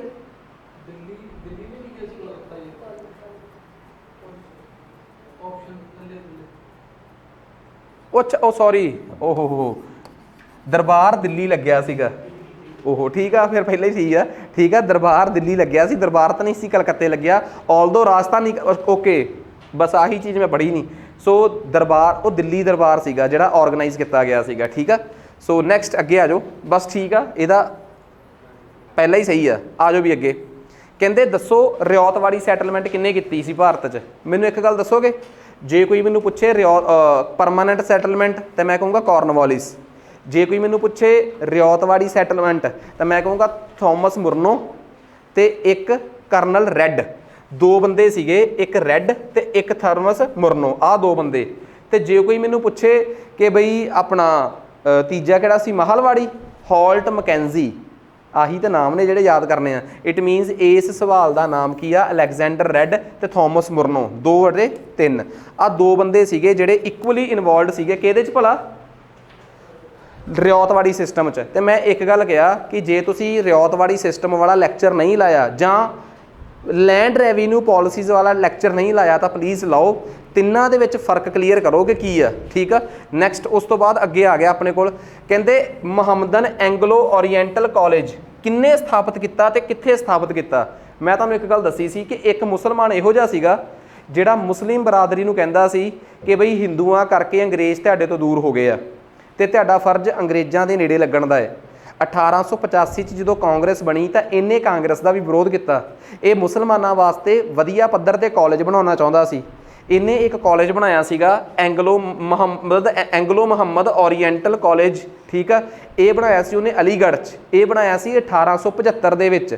ਇਸੇ ਬੰਦੇ ਨੇ ਕਿਹਾ ਸੀ ਕਿ ਮੇਰੇ ਤੋਂ ਲਿਖ ਕੇ ਲੈ ਲਓ, ਜਦੋਂ ਵੀ ਇੰਡੀਆ ਆਜ਼ਾਦ ਹੋਊਗਾ ਹਿੰਦੂ ਤੇ ਮੁਸਲਮਾਨ ਇੱਕ ਦੇਸ਼ 'ਚ ਨਹੀਂ ਰਹਿ ਸਕਦੇ।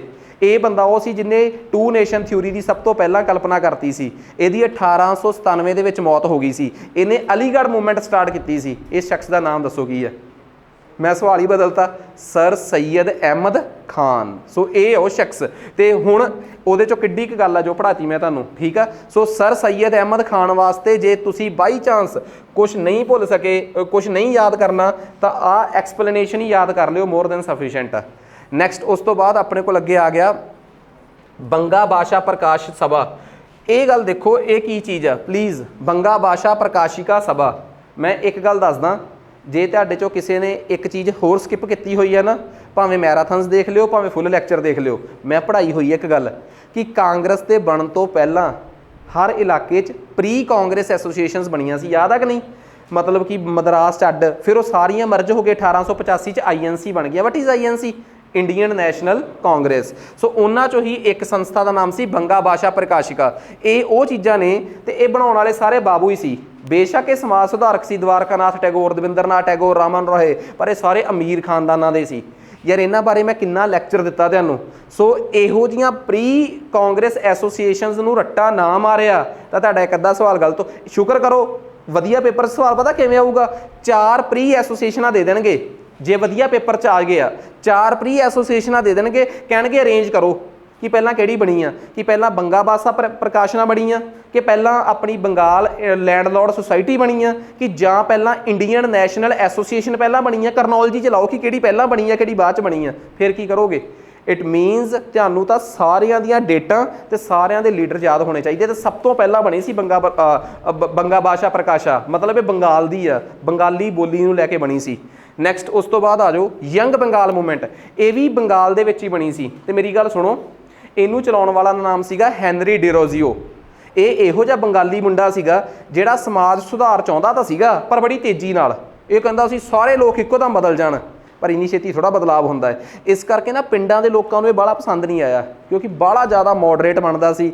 ਇਹ ਕਾਲਜ 'ਚ ਪੜ੍ਹਾਉਂਦਾ ਸੀ, ਅੰਗਰੇਜ਼ਾਂ ਨੇ ਇਹਨੂੰ ਕੱਢ ਵੀ ਦਿੱਤਾ ਸੀ। ਇਹਦੀ ਮੂਵਮੈਂਟ ਬਾਹਲੀ ਛੇਤੀ ਫੇਲ ਹੋ ਗਈ ਸੀ। ਇਹ ਯੰਗ ਬੰਗਾਲ ਮੂਵਮੈਂਟ ਦਾ ਲੀਡਰ ਸੀ ਹੈਨਰੀ ਡਿਰੋਜ਼ੀਓ।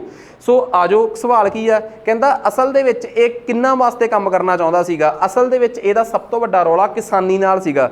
ਪਰ ਪ੍ਰੋਬਲਮ ਇਹਦੀ ਪਤਾ ਕੀ ਸੀਗੀ ਇਸ ਬੰਦੇ ਦੀ? ਹੁਣ ਮੈਨੂੰ ਇੱਕ ਗੱਲ ਦੇਖੋ, ਮੈਂ ਮੰਨ ਲਓ ਕਿਸਾਨਾਂ ਲਈ ਕੁਝ ਕਰਨਾ ਚਾਹੁੰਦਾ ਹੋਵਾਂ, ਠੀਕ ਆ, ਤੇ ਮੇਰਾ ਲੈਕਚਰ ਨਾ ਇੰਗਲਿਸ਼ 'ਚ ਹੋਵੇ, ਕੀ ਉਹ ਰੈਲੀਵੈਂਟ ਆ? ਨਹੀਂ। ਜਿਨ੍ਹਾਂ ਨਾਲ ਬੋਲਣਾ ਹੈ, ਜੇ ਤੁਸੀਂ ਮੰਨ ਲਓ ਅੱਜ ਕੱਲ੍ਹ ਨਾ ਜਿਹੜੇ ਲੋਕ ਪੜ੍ਹੇ ਲਿਖੇ ਹੁੰਦੇ ਆ, ਬਾਹਲੇ ਯੂਨੀਵਰਸਿਟੀਆਂ ਦੇ ਪ੍ਰੋਫੈਸਰ ਵੀ ਹੁੰਦੇ ਆ, ਉਹ ਜੇ ਕਿਸਾਨਾਂ ਦੀ ਵੀ ਗੱਲ ਕਰਨਗੇ ਨਾ, ਉਹ ਆਪਣੇ ਭਾਸ਼ਣ 'ਚ ਇਹੋ ਜਿਹੇ ਵਰਡ ਵਰਤਣਗੇ ਕਿ ਕਿਸਾਨਾਂ ਨੂੰ ਐਂ ਲੱਗੂਗਾ ਕਿ ਉਹ ਅੰਗਰੇਜ਼ੀ ਆ, ਜਦ ਕਿ ਉਹ ਟਿਪੀਕਲ ਪੰਜਾਬੀ ਬੋਲ ਰਹੇ ਹੁੰਦੇ, ਸਾਇੰਟੀਫਿਕ ਪੰਜਾਬੀ ਬੋਲਦੇ ਹੁੰਦੇ ਆ। ਹੁਣ ਮੰਨ ਲਓ ਮੈਂ ਤੁਹਾਨੂੰ MSP 'ਤੇ ਲੈਕਚਰ ਦੇਣਾ ਹੈ, ਮਿਨੀਮਮ ਸਪੋਰਟ ਪ੍ਰਾਈਸ 'ਤੇ ਦੇਣਾ ਹੈ, ਤਾਂ ਮੈਂ ਤੁਹਾਨੂੰ ਇਹ ਕਹੀ ਜਾਵਾਂ ਕਿ ਜਿਹੜਾ ਆਪਣਾ MSP ਆ ਉਹ C2 ਦਾ 50% ਹੋਣਾ ਚਾਹੀਦਾ ਹੈ, ਨਾ ਕਿ ਉਹ A2+FL। ਯਾਰ ਤੁਹਾਨੂੰ ਵੀ ਨਹੀਂ ਸਮਝ ਆਊਗਾ, ਤੁਹਾਡੇ ਬਜ਼ੁਰਗਾਂ ਨੇ ਜਿਨ੍ਹਾਂ ਨੇ ਖੇਤੀ ਕਰਨੀ ਉਹਨਾਂ ਨੂੰ ਕੀ ਸਮਝ ਆਊਗਾ? ਉਹਨਾਂ ਨੂੰ ਸਿੱਧੀ ਉਦਾਹਰਨ ਦੇ ਕੇ ਸਮਝਾਉਣਾ ਪੈਣਾ ਕਿ ਮੰਨ ਲਓ ਤੁਸੀਂ ਖੇਤੀ 'ਤੇ 100 ਰੁਪਈਆ ਖਰਚਾ ਕਰਦੇ ਹੋ, ਠੀਕ ਆ, ਤੇ ਸਰਕਾਰ ਤੁਹਾਨੂੰ ਉਹਦੇ 'ਤੇ 50 ਰੁਪਏ ਹੋਰ 150 ਰੁਪਈਆ ਪ੍ਰੋਫਿਟ ਦਊਗੀ। ਇਹ ਅਸਲੀ MSP ਆ।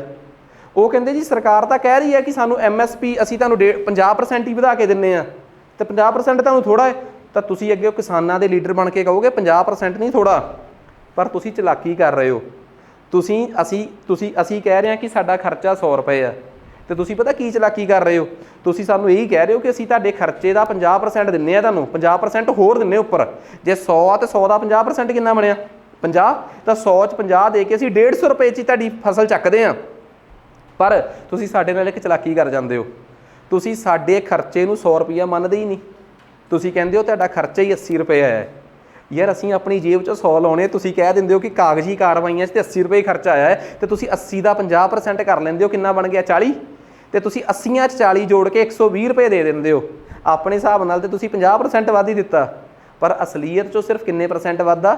20% ਵੱਧਦਾ, ਕਿਉਂਕਿ ਸਾਡਾ ਜੈਨੂਅਨ ਖਰਚਾ ਕਿੰਨਾ ਆਇਆ ਹੈ? 100 ਰੁਪਏ ਆਇਆ ਹੈ। ਹੁਣ ਸਰਕਾਰ ਸਾਡੇ 100 ਰੁਪਏ ਦੇ ਖਰਚੇ ਨੂੰ 80 ਕਿਉਂ ਮੰਨਦੀ ਆ? ਇਹਦੇ ਪਿੱਛੇ ਕੀ ਰਾਜ ਆ? ਤੁਸੀਂ ਕਹੋਗੇ ਰਾਜ ਜੋ ਮਰਜ਼ੀ ਹੋਵੇ, ਜੋ ਮਰਜ਼ੀ ਟੈਕਨੀਕਲਿਟੀਜ਼ ਹੋਣ, ਪਰ ਤੁਸੀਂ ਆਪ ਦੱਸੋ ਸਾਡੇ ਨਾਲ ਤੇ ਧੋਖਾ ਨਾ। ਜਿਹੜੇ ਜੱਟ ਦਾ 100 ਰੁਪਈਆ ਖਰਚਾ ਆ ਗਿਆ, ਉਹ ਕਿਵੇਂ ਮੰਨ ਲਏ ਕਿ 80 ਆ ਗਿਆ? ਕੀ ਤੁਸੀਂ ਉਹਨੂੰ ਕਾਗਜ਼ੀ ਕਾਰਵਾਈ 'ਚ ਫਾਰਮੂਲੇ ਲਾ ਕੇ ਦੱਸ ਦੋਗੇ? ਉਹ ਕਹੂਗਾ ਯਾਰ 100 ਦਾ ਨੋਟ ਸੀ, ਸਾਰਾ ਖਰਚਾ ਆ ਗਿਆ, ਗੱਲ ਸਮਝਾਓ ਮੈਨੂੰ ਕਿ ਮੇਰੇ 80 ਰੁਪਏ ਖਰਚਾ ਕਿਵੇਂ ਆ ਗਿਆ?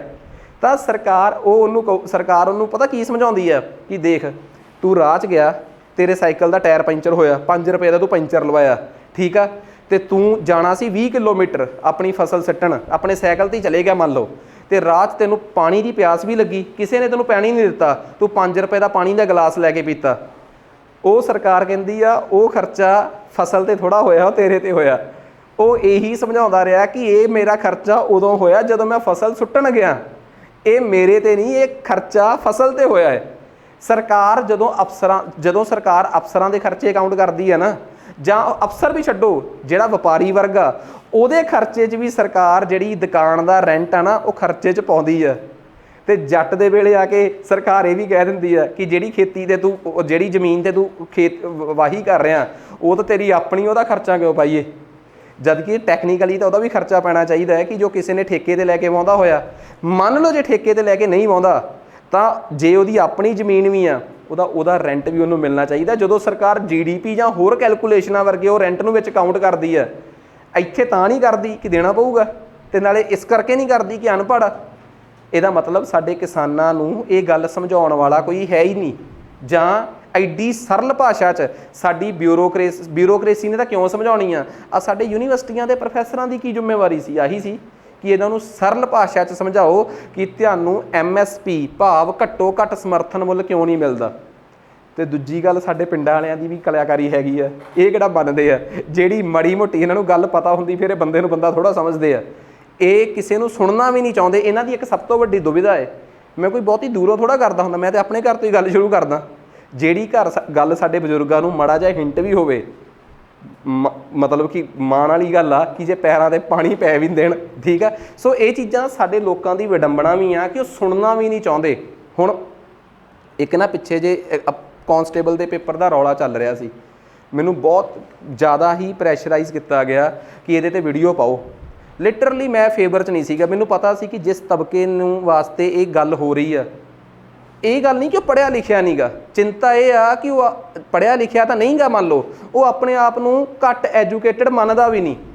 ਬੇਤੁਕੇ ਜੇ ਤਰਕ, ਈਵਨ ਕਿ ਮੈਂ YouTube ਤੇ ਦੇਖ ਰਿਹਾ ਸੀਗਾ, ਇਸ ਤਰੀਕੇ ਦੇ ਦਾਅਵੇ ਕੀਤੇ ਜਾ ਰਹੇ ਆ ਕਿ ਪੰਜਾਬ ਦੇ ਵਿੱਚ ਪੰਜਾਬੀਆਂ ਨਾਲ ਧੋਖਾ ਹੋ ਰਿਹਾ ਹੈ, ਹਰਿਆਣੇ 'ਚ ਰਿਜ਼ਰਵੇਸ਼ਨ ਆ, ਇਹਦੇ 'ਚ ਰਿਜ਼ਰਵੇਸ਼ਨ ਆ। ਮੈਂ ਮੱਥੇ 'ਤੇ ਹੱਥ ਮਾਰਿਆ ਕਿ ਇਹੋ ਜਿਹੇ, ਹੁਣ ਮੈਂ ਕੀ ਕਹਾਂ ਉਹਨਾਂ ਨੂੰ, ਕਿ ਇਹੋ ਜਿਹੇ ਲੋਕ ਜੇ ਲੀਡਰ ਬਣ ਕੇ ਅਫਸਰਾਂ ਨਾਲ ਗੱਲ ਕਰਨਗੇ ਜਾ ਕੇ, ਉਹ ਜਲੂਸ ਕਢਾ ਦੇਣਗੇ ਤੁਹਾਡਾ। ਅਫਸਰਾਂ ਨੇ ਕੁਛ ਨਹੀਂ ਕਹਿਣਾ, ਉਹਨਾਂ ਨੇ ਇੱਕ ਗੱਲ ਕਹਿਣੀ ਹੈ ਕਿ ਪਲੀਜ਼ ਬੱਚੇ ਇੱਕ ਡਾਕੂਮੈਂਟ ਲੈ ਕੇ ਆਓ। ਉਹ ਕਹਿਣਗੇ ਉਹ ਸਾਡੇ ਭਰਾ ਕੋਲ ਪਿਆ ਹੈ, ਉਹਦੇ ਕੋਲ ਸ਼ੇਅਰ WhatsApp 'ਤੇ ਕਰਾਉਣੇ ਆ ਸ਼ੇਅਰ। ਕਮਾਲ ਦੀ ਗੱਲ ਆ, ਕੋਈ ਇਹੋ ਜਿਹਾ ਡਾਕੂਮੈਂਟ ਤਾਂ ਦਿਓ। ਕੁਛ ਵੀ, ਕੋਈ ਲੌਜਿਕ ਨਹੀਂ। ਤੁਹਾਨੂੰ ਪਤਾ ਕਿਸੇ ਵੀ ਸਟੇਟ ਦੇ ਵਿੱਚ ਕਿਸੇ ਵੀ ਦੂਜੀ ਸਟੇਟ ਦੇ ਬੱਚੇ ਨੂੰ ਫਾਰਮ ਭਰਨ ਤੋਂ ਰੋਕਿਆ ਨਹੀਂ ਜਾ ਸਕਦਾ। ਜੇ ਕੋਈ ਸਟੇਟ ਰੋਕਦੀ ਹੈ ਤੁਸੀਂ ਦੱਸ ਦਿਓ, ਇੱਕ ਵਾਰ ਦੱਸ ਦਿਓ ਕਿ ਕਿਸੇ ਸਟੇਟ ਦੇ ਵਿੱਚ ਤੁਸੀਂ ਕੋਈ ਰਾਜਸਥਾਨ 'ਚ ਫਾਰਮ ਭਰਨ ਗਏ, ਤੁਹਾਡਾ ਫਾਰਮ ਰਿਜੈਕਟ ਹੋ ਗਿਆ, ਵੀ ਦੱਸ ਦਿਓ। ਮਤਲਬ ਕਿੱਡੇ ਬੇਕਾਰ ਲੌਜਿਕ ਨੇ। ਤੇ ਉੱਪਰੋਂ ਮਤਲਬ ਚਿੰਤਾ ਇਸ ਗੱਲ ਦੀ ਆ ਕਿ ਅਸੀਂ ਪੜ੍ਹਾਈ ਲਿਖਾਈ 'ਚ ਯਕੀਨ ਕਰਨਾ ਛੱਡਤਾ। ਅੱਜ ਵੀ ਮੈਂ ਇੱਕ ਗੱਲ ਕਹਿ ਦਿੰਦਾ ਤੇ ਦਾਅਵੇ ਨਾਲ ਕਹਿਣਾ, ਪੰਜਾਬ ਦੇ ਵਿੱਚ ਕੋਈ ਕੰਪੀਟੀਸ਼ਨ ਨਹੀਂ। ਇਸ ਸਰਕਾਰ ਨੂੰ ਲੈ ਕੇ ਮੇਰਾ ਇੱਕ ਦਾਅਵਾ ਪੱਕਾ ਹੈ ਕਿ ਇਸ ਸਰਕਾਰ 'ਚ ਹਰ ਇੱਕ ਉਹ ਬੰਦਾ ਜਿਹੜਾ ਡਿਜ਼ਰਵ ਕਰਦਾ ਹੈ ਉਹ ਨੌਕਰੀ ਲੱਗ ਜਾਊਗਾ। ਮੇਰੇ ਕੋਲ ਪੜ੍ਹ ਕੇ ਸਾਡੇ ਪਿੰਡ ਦੇ 5-6 ਮੁੰਡੇ ਨੌਕਰੀ ਲੱਗੇ ਆ, ਤੇ ਮੈਂ ਤਾਂ ਇੱਕ ਬੈਂਚ ਮਾਰਕ ਬਣਾਇਆ ਕਿ ਜੇ ਇਹ ਲੱਗ ਸਕਦੇ ਆ ਨਾ, ਤੇ ਪੰਜਾਬ 'ਚ ਹਰ ਇੱਕ ਬੰਦਾ ਲੱਗ ਸਕਦਾ ਹੈ ਜਿਹੜਾ ਤਿਆਰੀ ਕਰ ਰਿਹਾ ਹੈ। ਕਿਉਂਕਿ ਅਸਲ ਦੇ ਵਿੱਚ ਆਪਾਂ ਨੂੰ, ਮੈਨੂੰ ਤੁਹਾਡਾ ਲੈਵਲ ਨਹੀਂ ਪਤਾ, ਉਹਨਾਂ ਨੂੰ ਤਾਂ ਮੈਂ ਬੜੇ ਚਿਰ ਤੋਂ ਜਾਣਦਾ। ਇਟ ਮੀਨਸ ਜੇ ਉਹ ਆਪਣੀ ਮਿਹਨਤ ਨਾਲ ਲੱਗ ਸਕਦੇ ਤਾਂ ਮਤਲਬ ਅੱਜ ਵੀ ਕੰਪੀਟੀਸ਼ਨ ਨਹੀਂ ਹੈਗਾ ਪੰਜਾਬ 'ਚ, ਬਿਲਕੁਲ ਵੀ। ਪੰਜਾਬ 'ਚ ਛੱਡੋ ਯਾਰ, ਪੂਰੇ ਇੰਡੀਆ 'ਚ ਹੀ ਕੰਪੀਟੀਸ਼ਨ ਨਹੀਂ ਹੈਗਾ। ਇਟ ਮੀਨਸ ਸਿਰਫ ਲੀਕ ਤੋਂ ਹਟ ਕੇ ਮਚਿਓਰ ਹੋ ਕੇ ਪੜ੍ਹਨਾ ਹੈ। ਜਿਹੜੇ ਬੱਚੇ ਮਚਿਓਰ ਹੋ ਕੇ ਪੜ੍ਹ ਰਹੇ ਆ, ਫ਼ਰਕ ਸਿਰਫ ਇੰਨਾ ਕਾ ਕਿ ਨੌਕਰੀ ਲੈਣ ਦੀ ਸਾਲ ਤੋਂ ਵੱਧ ਟਾਈਮ ਲੱਗ ਸਕਦਾ ਹੈ, 1.5, 2, 2.5 ਸਾਲ ਲੱਗ ਸਕਦੇ ਆ, ਇਹ ਕੋਈ ਜ਼ਿਆਦਾ ਟਾਈਮ ਨਹੀਂ।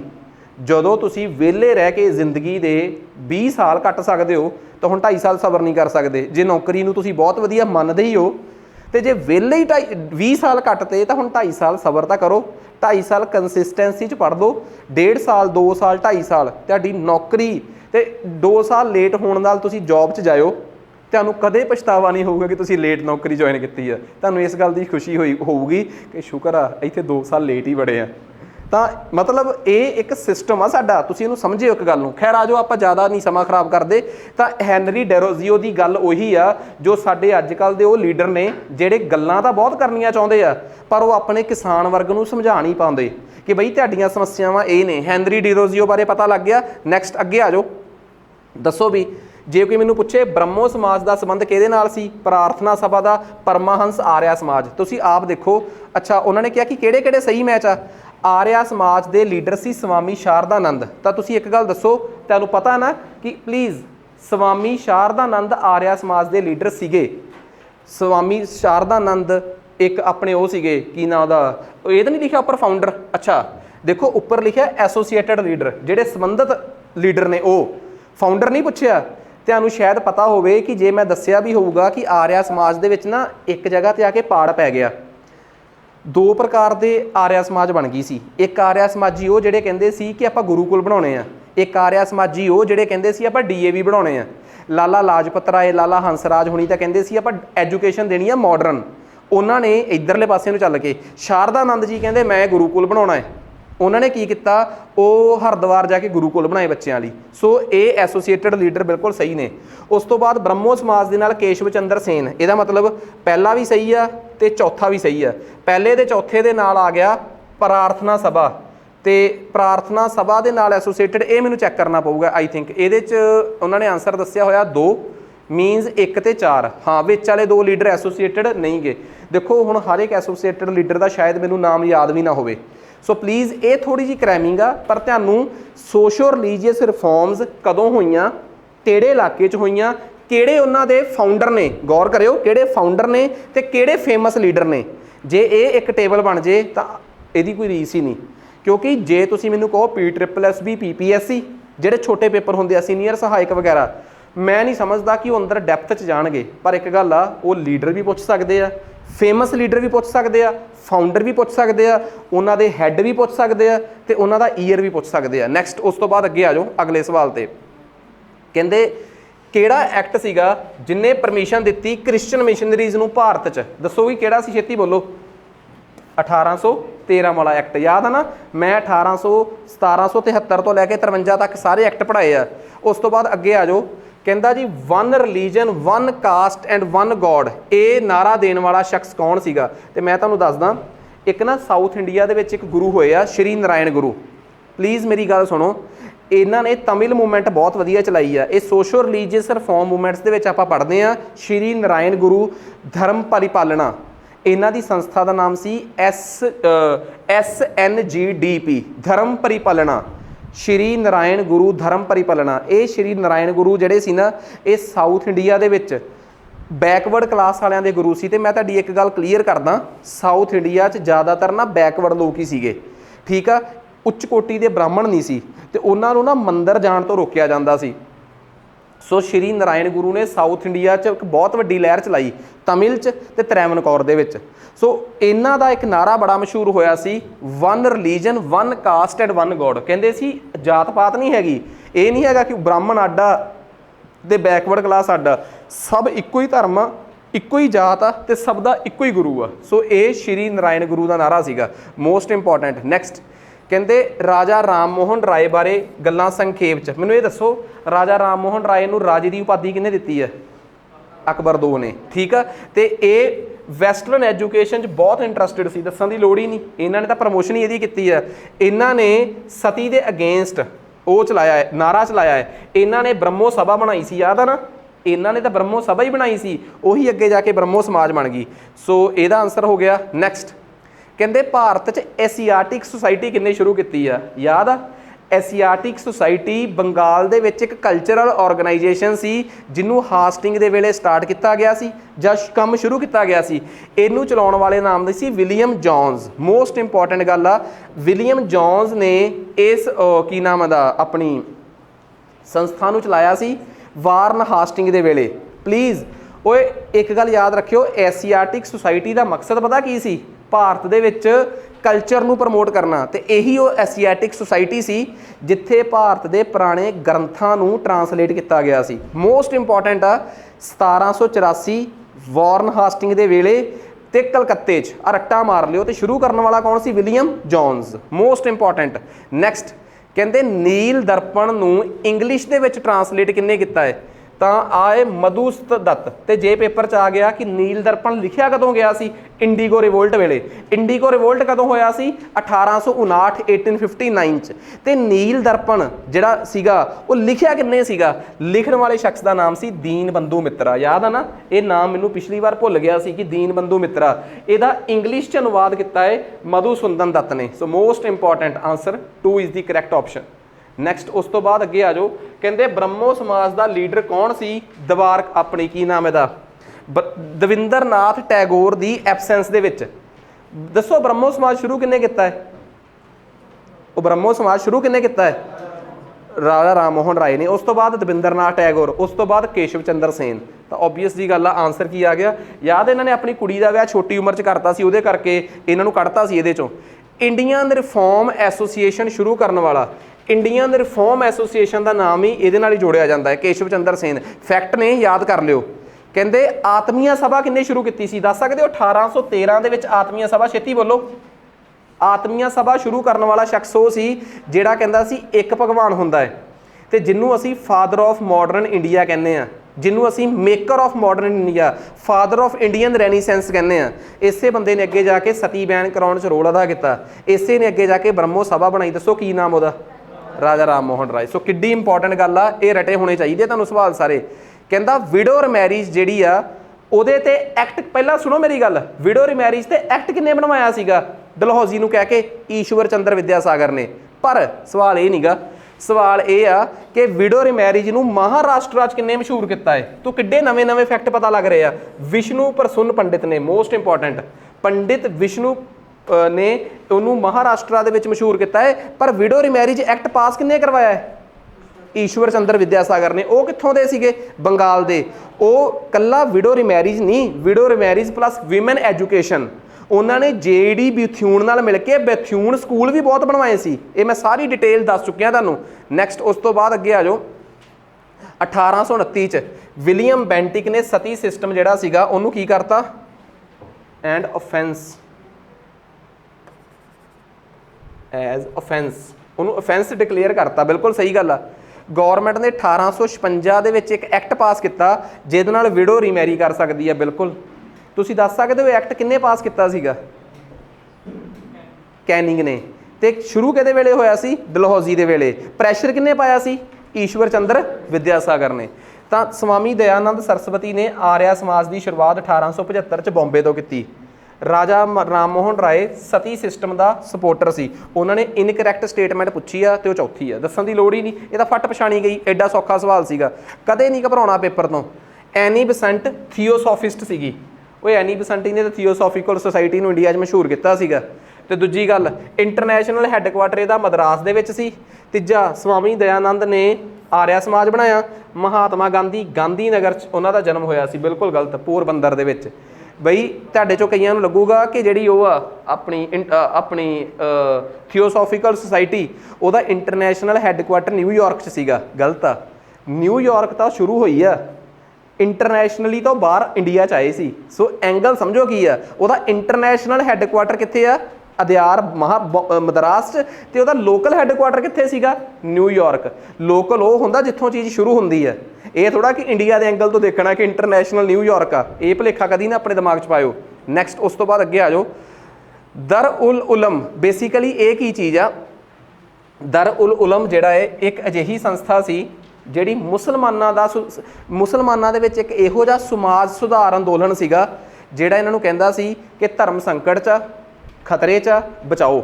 ਸੋ ਇਹਨੂੰ ਸ਼ੁਰੂ ਕਰਨ ਵਾਲੇ ਲੀਡਰ ਦਾ ਨਾਮ ਪਲੀਜ਼ ਰੱਟਾ ਮਾਰ ਲਿਓ, ਹੁਸੈਨ ਅਹਿਮਦ। ਇਹ ਛੋਟੇ ਛੋਟੇ ਫੈਕਟ ਹੁੰਦੇ ਆ ਤੇ ਇਹ ਤੁਹਾਡੀ ਨਾ ਉਹਦੇ 'ਚ ਪੂਰੀ ਦੀ ਪੂਰੀ ਲਿਸਟ ਬਣੀ ਹੁੰਦੀ ਆ ਕਿਤਾਬ ਦੇ ਵਿੱਚ ਵੀ ਕਿ ਯਾਰ ਛੋਟੇ ਛੋਟੇ ਫੈਕਟ ਆ, ਲੀਡਰਾਂ ਦੇ ਨਾਮ ਆ, ਛੋਟੇ ਛੋਟੇ ਅੰਦੋਲਨਾਂ ਦੇ ਲੀਡਰਾਂ ਦੇ ਨਾਮ ਆਪਾਂ ਨੂੰ ਪਤਾ ਹੋਣਗੇ ਤੇ ਆਪਾਂ ਕਦੇ ਵੀ ਨੁਕਸਾਨ 'ਚ ਨਹੀਂ ਜਾਵਾਂਗੇ। ਹੰਟਰ ਕਮਿਸ਼ਨ ਪਤਾ ਕਿਹਦੇ ਵੇਲੇ ਬਣਿਆ ਸੀ? ਲਾਰਡ ਰਿਪਨ ਦੇ ਵੇਲੇ।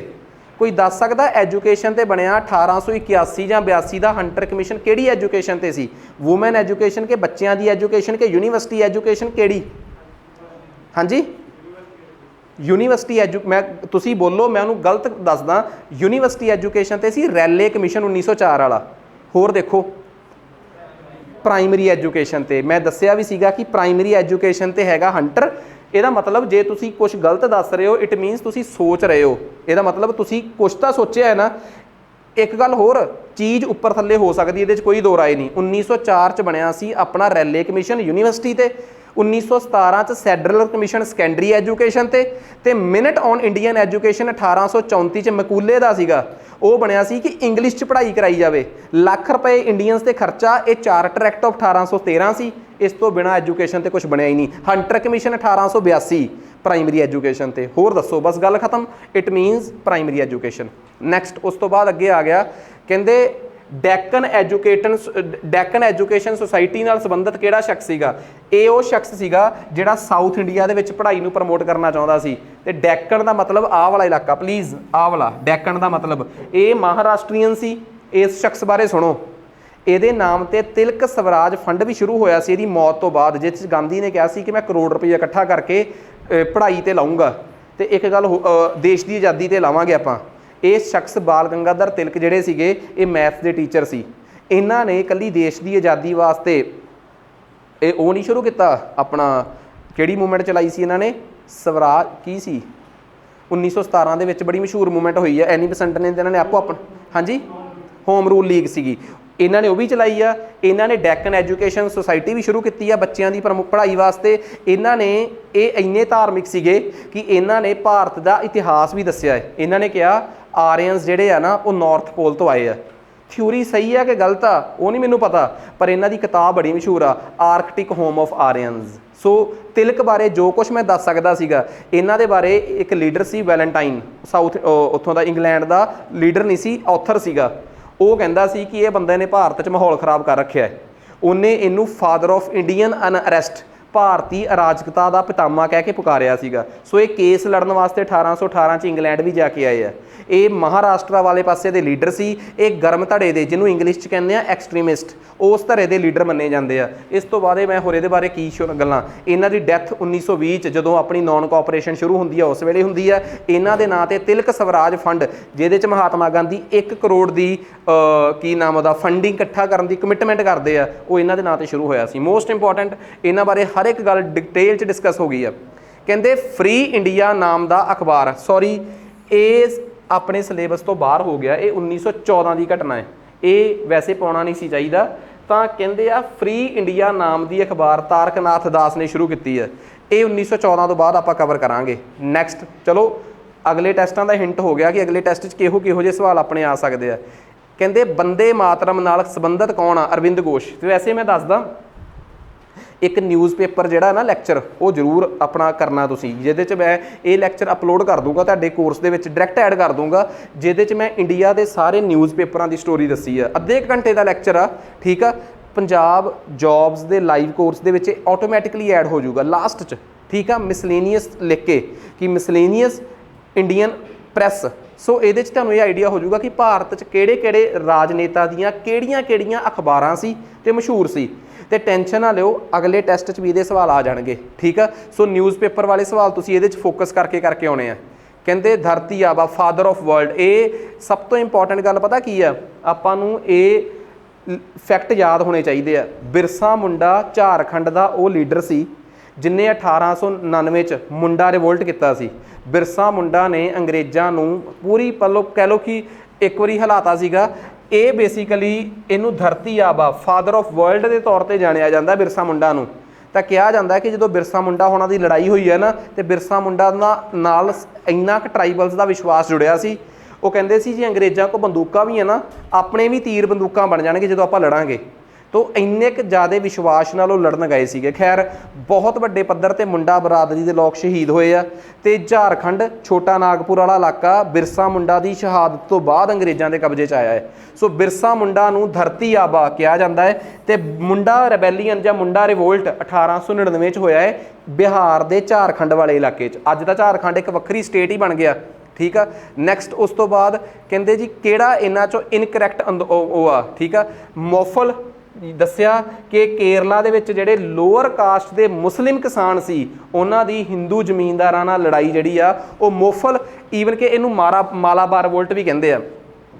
ਕੂਕਾ ਪੰਜਾਬ, ਕੋਲੀ ਰਿਵੋਲਟ ਮਹਾਰਾਸ਼ਟਰ 'ਚ ਹੋਇਆ, ਚੁਆਰ ਰਿਵੋਲਟ ਜਿਹੜਾ ਸੀ ਇਹ ਮੱਧ ਪ੍ਰਦੇਸ਼ ਨਹੀਂ, ਇਹ ਬਿਹਾਰ ਬੰਗਾਲ ਦੇ ਇਲਾਕੇ ਦਾ ਰਿਵੋਲਟ ਆ, ਠੀਕ ਆ। ਸੋ ਇਹ ਚੀਜ਼ ਆਪਾਂ ਨੂੰ ਸਭ ਤੋਂ ਵੱਧ ਬੰਗਾਲ ਦੇ ਇਲਾਕੇ ਦਾ, ਆਹ ਵਾਲਾ ਬੰਗਾਲ ਦੇ ਇਲਾਕੇ ਦਾ ਇਹ ਰਿਵੋਲਟ ਆ, ਬਿਹਾਰ ਤੇ ਬੰਗਾਲ ਦੇ ਬਾਰਡਰ ਤੇ ਹੈ। ਸੋ ਚੁਆਰ ਅੰਦੋਲਨ ਉੱਥੇ ਹੋਇਆ ਹੈ। ਦੇਖੋ ਮੈਂ ਤੁਹਾਨੂੰ ਇੱਕ ਗੱਲ ਦੱਸਤੀ, ਤੁਹਾਨੂੰ ਰਿਵੋਲਟ 'ਚੋਂ ਸਵਾਲ ਕਿਵੇਂ ਆ ਸਕਦੇ ਆ, ਸਿੰਪਲ ਪਲੀਜ਼। ਤੁਹਾਨੂੰ ਰਿਵੋਲਟ 'ਚੋਂ ਸਵਾਲ ਪਤਾ ਕੀ ਆ ਸਕਦੇ ਆ, 4 ਰਿਵੋਲਟ ਉਹਨਾਂ ਦੇ ਲੀਡਰ, 4 ਰਿਵੋਲਟ ਉਹਨਾਂ ਦੀ ਟਾਈਮਲਾਈਨ, 4 ਰਿਵੋਲਟ ਦੱਸੋ ਅਰੇਂਜ ਕਰੋ ਪਹਿਲਾਂ ਕਿਹੜਾ ਹੋਇਆ ਬਾਅਦ 'ਚ ਕਿਹੜਾ ਹੋਇਆ, ਇਸ ਤੋਂ ਵੱਧ ਕੇ ਕੀ ਪੁੱਛ ਲੈਣਗੇ। ਇਟ ਮੀਨਸ ਤੁਸੀਂ ਹੁਣ ਮੈਂਟਲੀ ਪ੍ਰਪੇਅਰ ਹੋ ਜਾਓ। ਆ ਪਹਿਲਾ ਟੈਸਟ ਸੀ, ਇਹਦੇ ਆਪਾਂ ਆਨਸਰ ਨੰਬਰ ਨਹੀਂ ਡਿਸਕਸ ਕਰਾਂਗੇ, ਪਰ ਨੈਕਸਟ ਟੈਸਟ ਤੋਂ ਆਪਣਾ ਇੱਕ ਰੂਲ ਰਹੂਗਾ ਕਿ ਜਿੰਨੇ ਵੀ ਕੁਐਸਚਨ ਸਪੋਜ਼ ਕਰੋ ਤੁਸੀਂ ਨਾ ਕਿਸੇ ਦਾ ਵੀ ਟੈਸਟ ਤੁਹਾਡੇ ਕੋਲ ਚੈੱਕ ਹੋਣ ਵਾਸਤੇ ਆਵੇ, ਤੁਸੀਂ ਇੱਕ ਪਾਸੇ ਕਰੈਕਟ ਇੱਕ ਪਾਸੇ ਇਨਕਰੈਕਟ, ਜਿੰਨੇ ਕਰੈਕਟ ਹੋਏ ਮੰਨ ਲਓ ਆਪਣੇ ਕੋਲ 30 ਕਰੈਕਟ ਆ ਤੇ 20 ਇਨਕਰੈਕਟ ਆ, ਇਹਨਾਂ ਨੂੰ 2 ਨਾਲ ਮਲਟੀਪਲਾਈ, ਇਹਨਾਂ ਨੂੰ 0.5 ਨਾਲ ਮਲਟੀਪਲਾਈ ਕਰ ਲੈਣਾ, ਠੀਕ ਆ।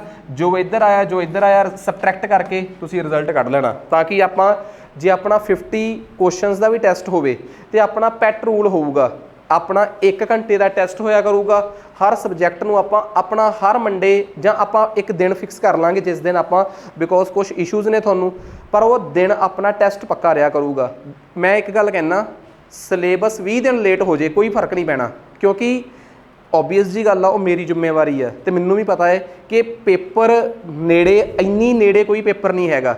ਦੂਜੀ ਗੱਲ ਮੈਨੂੰ ਇਹ ਵੀ ਪਤਾ ਹੈ ਕਿ ਤੁਸੀਂ ਕਿਸੇ ਵੀ ਕੋਰਸ 'ਚ ਮੇਰੇ ਕੋਲ ਇਨਰੋਲਡ ਹੋ, ਹਰ ਇੱਕ ਦੇ ਵਿੱਚ ਮੈਂ ਮੈਰਾਥਨਸ ਤੇ ਕੰਟੈਂਟ ਦਾ ਪ੍ਰਬੰਧ ਜ਼ਰੂਰ ਕਰਕੇ ਦਿੱਤਾ ਹੋਇਆ, ਤਾਂ ਕਿ ਕੋਈ ਮੈਨੂੰ ਸਟੂਡੈਂਟ ਇਹ ਨਹੀਂ ਕਹਿ ਸਕਦਾ ਕਿ ਸਰ ਜੇ ਫਲਾਣਾ ਪੇਪਰ ਲੇਟ ਹੋ ਗਿਆ ਤੇ ਇਸ ਸਬਜੈਕਟ ਦੀ ਮੇਰੀ ਤਿਆਰੀ ਕਿਵੇਂ ਹੋਊਗੀ। ਸੋ ਤਿਆਰੀ ਦਾ ਤਾਂ ਮੈਂ ਪੂਰਾ ਪ੍ਰਬੰਧ ਕਰਕੇ ਹੀ ਦੇਣਾ ਤੁਹਾਨੂੰ, ਪਰ ਮੈਂ ਚਾਹੁੰਦਾ ਕਿ ਮੇਰੇ ਸਬਜੈਕਟ, ਮੇਰੇ ਪੜ੍ਹਾਉਣ ਦੇ ਨਾਲ ਨਾਲ ਟੈਸਟ ਪੱਕੇ ਹੋਣ ਤੇ ਟੈਸਟਾਂ ਦਾ ਲੈਵਲ ਆਹੀ ਰਹੂਗਾ। ਦੇਖੋ ਮੈਂ ਕਮਿਟਮੈਂਟ ਕੀਤੀ ਆ ਕਿ ਟੈਸਟ 1 ਲਾਈਨਰ ਹੋਊਗਾ, ਪਰ ਇਹਦਾ ਇਹ ਮਤਲਬ ਕਦੇ ਨਹੀਂ ਕਿ ਟੈਸਟ ਜਮਾ ਹੀ ਬੱਚਿਆਂ ਵਾਲਾ ਹੋਊਗਾ ਕਿ who is, what is, when is. ਸਿੱਧੇ ਜੇ ਸਵਾਲ ਪਾ ਦੂੰਗਾ ਮੈਂ। ਤੁਸੀਂ ਜੇ ਘਟਨਾ ਚੱਕਰ ਕਹੀ ਆ ਤਾਂ ਤੁਸੀਂ ਮੰਨ ਲਓ ਕਿ ਮੇਰੇ ਵਾਲੇ ਸਵਾਲ ਘਟਨਾ ਚੱਕਰ ਨਾਲ ਮੈਚ ਵੀ ਨਹੀਂ ਕਰਨਗੇ, ਪਰ ਆਉਣਗੇ ਸਾਰੇ ਉੱਥੋਂ ਹੀ। ਇਟ ਮੀਨਸ ਤੁਹਾਨੂੰ ਪੂਰਾ ਦਿਮਾਗ ਖੋਲ੍ਹ ਕੇ ਤਿਆਰੀ ਕਰਨੀ ਪੈਣੀ ਆ। ਅਸਲ 'ਚ ਤੁਸੀਂ ਪੂਰੀ ਮਿਹਨਤ ਕਰੋਗੇ ਤਾਂ ਤੁਹਾਡੇ 50%, 60%, 70%, 80% ਮਾਰਕਸ ਆਉਣੇ ਸ਼ੁਰੂ ਹੋਣਗੇ ਸਟਾਰਟਿੰਗ ਤੋਂ, ਠੀਕ ਆ। ਸੋ ਅਗਲੇ ਟੈਸਟ ਤੇ ਦੂਜੀ ਗੱਲ ਜਿਹੜੀ, ਪਹਿਲੇ ਟੈਸਟ 'ਚ ਕੁਝ ਗਲਤੀਆਂ ਜਿਹੜੀਆਂ ਹੁੰਦੀਆਂ, ਟੈਸਟ ਜਿਹੜਾ ਨੈਕਸਟ ਵੀਕ ਹੋਣਾ ਹੈ ਜਾਂ ਨੈਕਸਟ ਹੋਊਗਾ ਉਹਦਾ ਅੱਜ ਹੀ ਤੁਹਾਡੇ ਐਪ ਦੇ ਚੈਟ ਬਾਕਸ 'ਚ ਮੈਂਸ਼ਨ ਹੋ ਜਾਊਗਾ ਕਿ ਟੈਸਟ ਇਹਦਾ ਹੈ, ਪਲੀਜ਼ ਰੈਡੀ ਰਹੋ, ਠੀਕ ਆ। ਸੋ ਟੈਸਟ ਦੀ ਤਰੀਕ ਨਹੀਂ ਬਦਲਾਂਗੇ। ਟੈਸਟ ਦਾ ਇੱਕ ਰੂਲ ਹੋਊਗਾ ਕਿ ਹਰ ਟੈਸਟ ਵਿਦ ਡਿਸਕਸ਼ਨ ਹੋਊਗਾ। ਮੈਥ ਦਾ ਟੈਸਟ ਹੋਊਗਾ ਤਾਂ 1 ਘੰਟੇ ਦੇ ਵਿੱਚ 25 ਜਾਂ 30 ਸਵਾਲ ਹੋਣਗੇ, ਤੇ ਦੂਜਾ ਸਬਜੈਕਟ ਟੈਸਟ ਹੋਊਗਾ ਤਾਂ 1 ਘੰਟੇ 'ਚ 50 ਸਵਾਲ ਹੋਣਗੇ। ਮੀਨਸ ਇਸੇ ਮਾਡਲ ਤੇ ਹੀ ਆਪਣੇ ਟੈਸਟ ਹੋਣਗੇ। ਹਰ ਟੈਸਟ ਦੀ ਡਿਸਕਸ਼ਨ, ਵੀਡੀਓ ਡਿਸਕਸ਼ਨ ਹੋਊਗੀ ਤਾਂ ਜੋ ਤੁਹਾਨੂੰ ਪਤਾ ਲੱਗੇ ਕਿ ਟੈਸਟ 'ਚ ਕਿੱਥੇ ਕਿੱਥੇ ਕਮੀਆਂ ਹੈ। ਤੇ ਇੱਕ ਗੱਲ ਹੋਰ, ਹਰ ਸੈਕਸ਼ਨਲ ਟੈਸਟ, ਕੋਈ ਸੈਕਸ਼ਨਲ ਟੈਸਟ ਤੁਹਾਨੂੰ ਨੀਵਾਂ ਪਾਉਣ ਵਾਸਤੇ ਨਹੀਂ, ਤੇ ਹਰ ਸੈਕਸ਼ਨਲ ਟੈਸਟ ਕਰਨ ਤੋਂ ਬਾਅਦ ਭਾਵੇਂ 2 ਦਿਨ ਭਾਵੇਂ 2.5 ਦਿਨ ਲਾਓ, ਰਿਵਰਸ 'ਚ ਜਾ ਕੇ ਤਿਆਰੀ ਕਰਨੀ ਆ ਕਿ ਕਿੱਥੇ ਕਮੀ ਰਹਿ ਗਈ। ਇਹ ਨਾ ਹੋਵੇ ਕਿ ਅਗਲੇ ਸੈਕਸ਼ਨਲ ਟੈਸਟ ਦੇ ਮਗਰ ਭੱਜਦੇ ਫਿਰੋ। ਕੋਈ ਕਾਹਲੀ ਵਾਲੀ ਗੱਲ ਨਹੀਂ। ਮੰਨ ਲਓ ਕੋਈ ਸੈਕਸ਼ਨਲ ਟੈਸਟ ਵਿੱਚੋਂ ਸਕਿਪ ਵੀ ਹੋ ਗਿਆ, ਕੋਈ ਚੱਕਰ ਨਹੀਂ, ਆਪਣੀ ਸਾਈਡ ਤੇ ਰੱਖੋ ਤਿਆਰੀ ਕਿ ਇਹਨੂੰ ਮੈਂ ਸਾਈਡ ਤੇ ਤਿਆਰੀ ਕਰਕੇ ਦੇਣਾ ਹੈ। PDF ਤੁਹਾਡੇ ਕੋਲ, ਵੀਡੀਓ ਸੋਲੂਸ਼ਨ ਤੁਹਾਡੇ ਕੋਲ, ਰਿਟਨ ਸੋਲੂਸ਼ਨ ਤੁਹਾਨੂੰ ਚੈਟ ਦੇ ਵਿੱਚ ਮਿਲ ਜਾਣਾ, ਸਭ ਕੁਝ ਤੁਹਾਡੇ ਕੋਲ ਅਵੇਲੇਬਲ ਹੋਊਗਾ। ਮੀਨਸ ਆਪਣੇ ਵੱਲੋਂ ਪ੍ਰੋਫੈਸ਼ਨਲੀ ਜੋ ਇੱਕ ਇੰਸਟੀਟਿਊਟ ਕਰ ਸਕਦਾ ਹੈ ਉਹਦੇ ਤੋਂ ਵੱਧ ਘੱਟ ਤਾਂ ਨਹੀਂ ਕਰੂੰਗਾ ਮੈਂ। ਇੱਕ ਚੰਗੇ ਇੰਸਟੀਟਿਊਟ ਦੀ ਆਹੀ ਜ਼ਿੰਮੇਵਾਰੀ ਆ ਕਿ ਜੇ ਟੈਸਟ ਆ ਉਹਦਾ ਪ੍ਰੋਪਰ ਸੋਲਿਊਸ਼ਨ ਹੋਵੇ, ਪ੍ਰੋਪਰ ਸਾਰਾ ਪ੍ਰਬੰਧ ਹੋਵੇ, ਠੀਕ ਆ। ਸੋ ਉਮੀਦ ਕਰਦੇ ਹਾਂ ਕਿ ਅੱਜ ਦਾ ਲੈਕਚਰ ਸਮਝ ਆਇਆ ਹੋਊਗਾ ਤੇ ਇਸ ਤੋਂ ਬਾਅਦ ਹੁਣ ਆਪਾਂ ਨੈਕਸਟ ਕੈਰੀ ਔਨ ਕਰਦੇ ਹਾਂ। ਅੱਜ ਲਈ ਇੰਨਾ ਹੀ ਬਹੁਤ ਆ।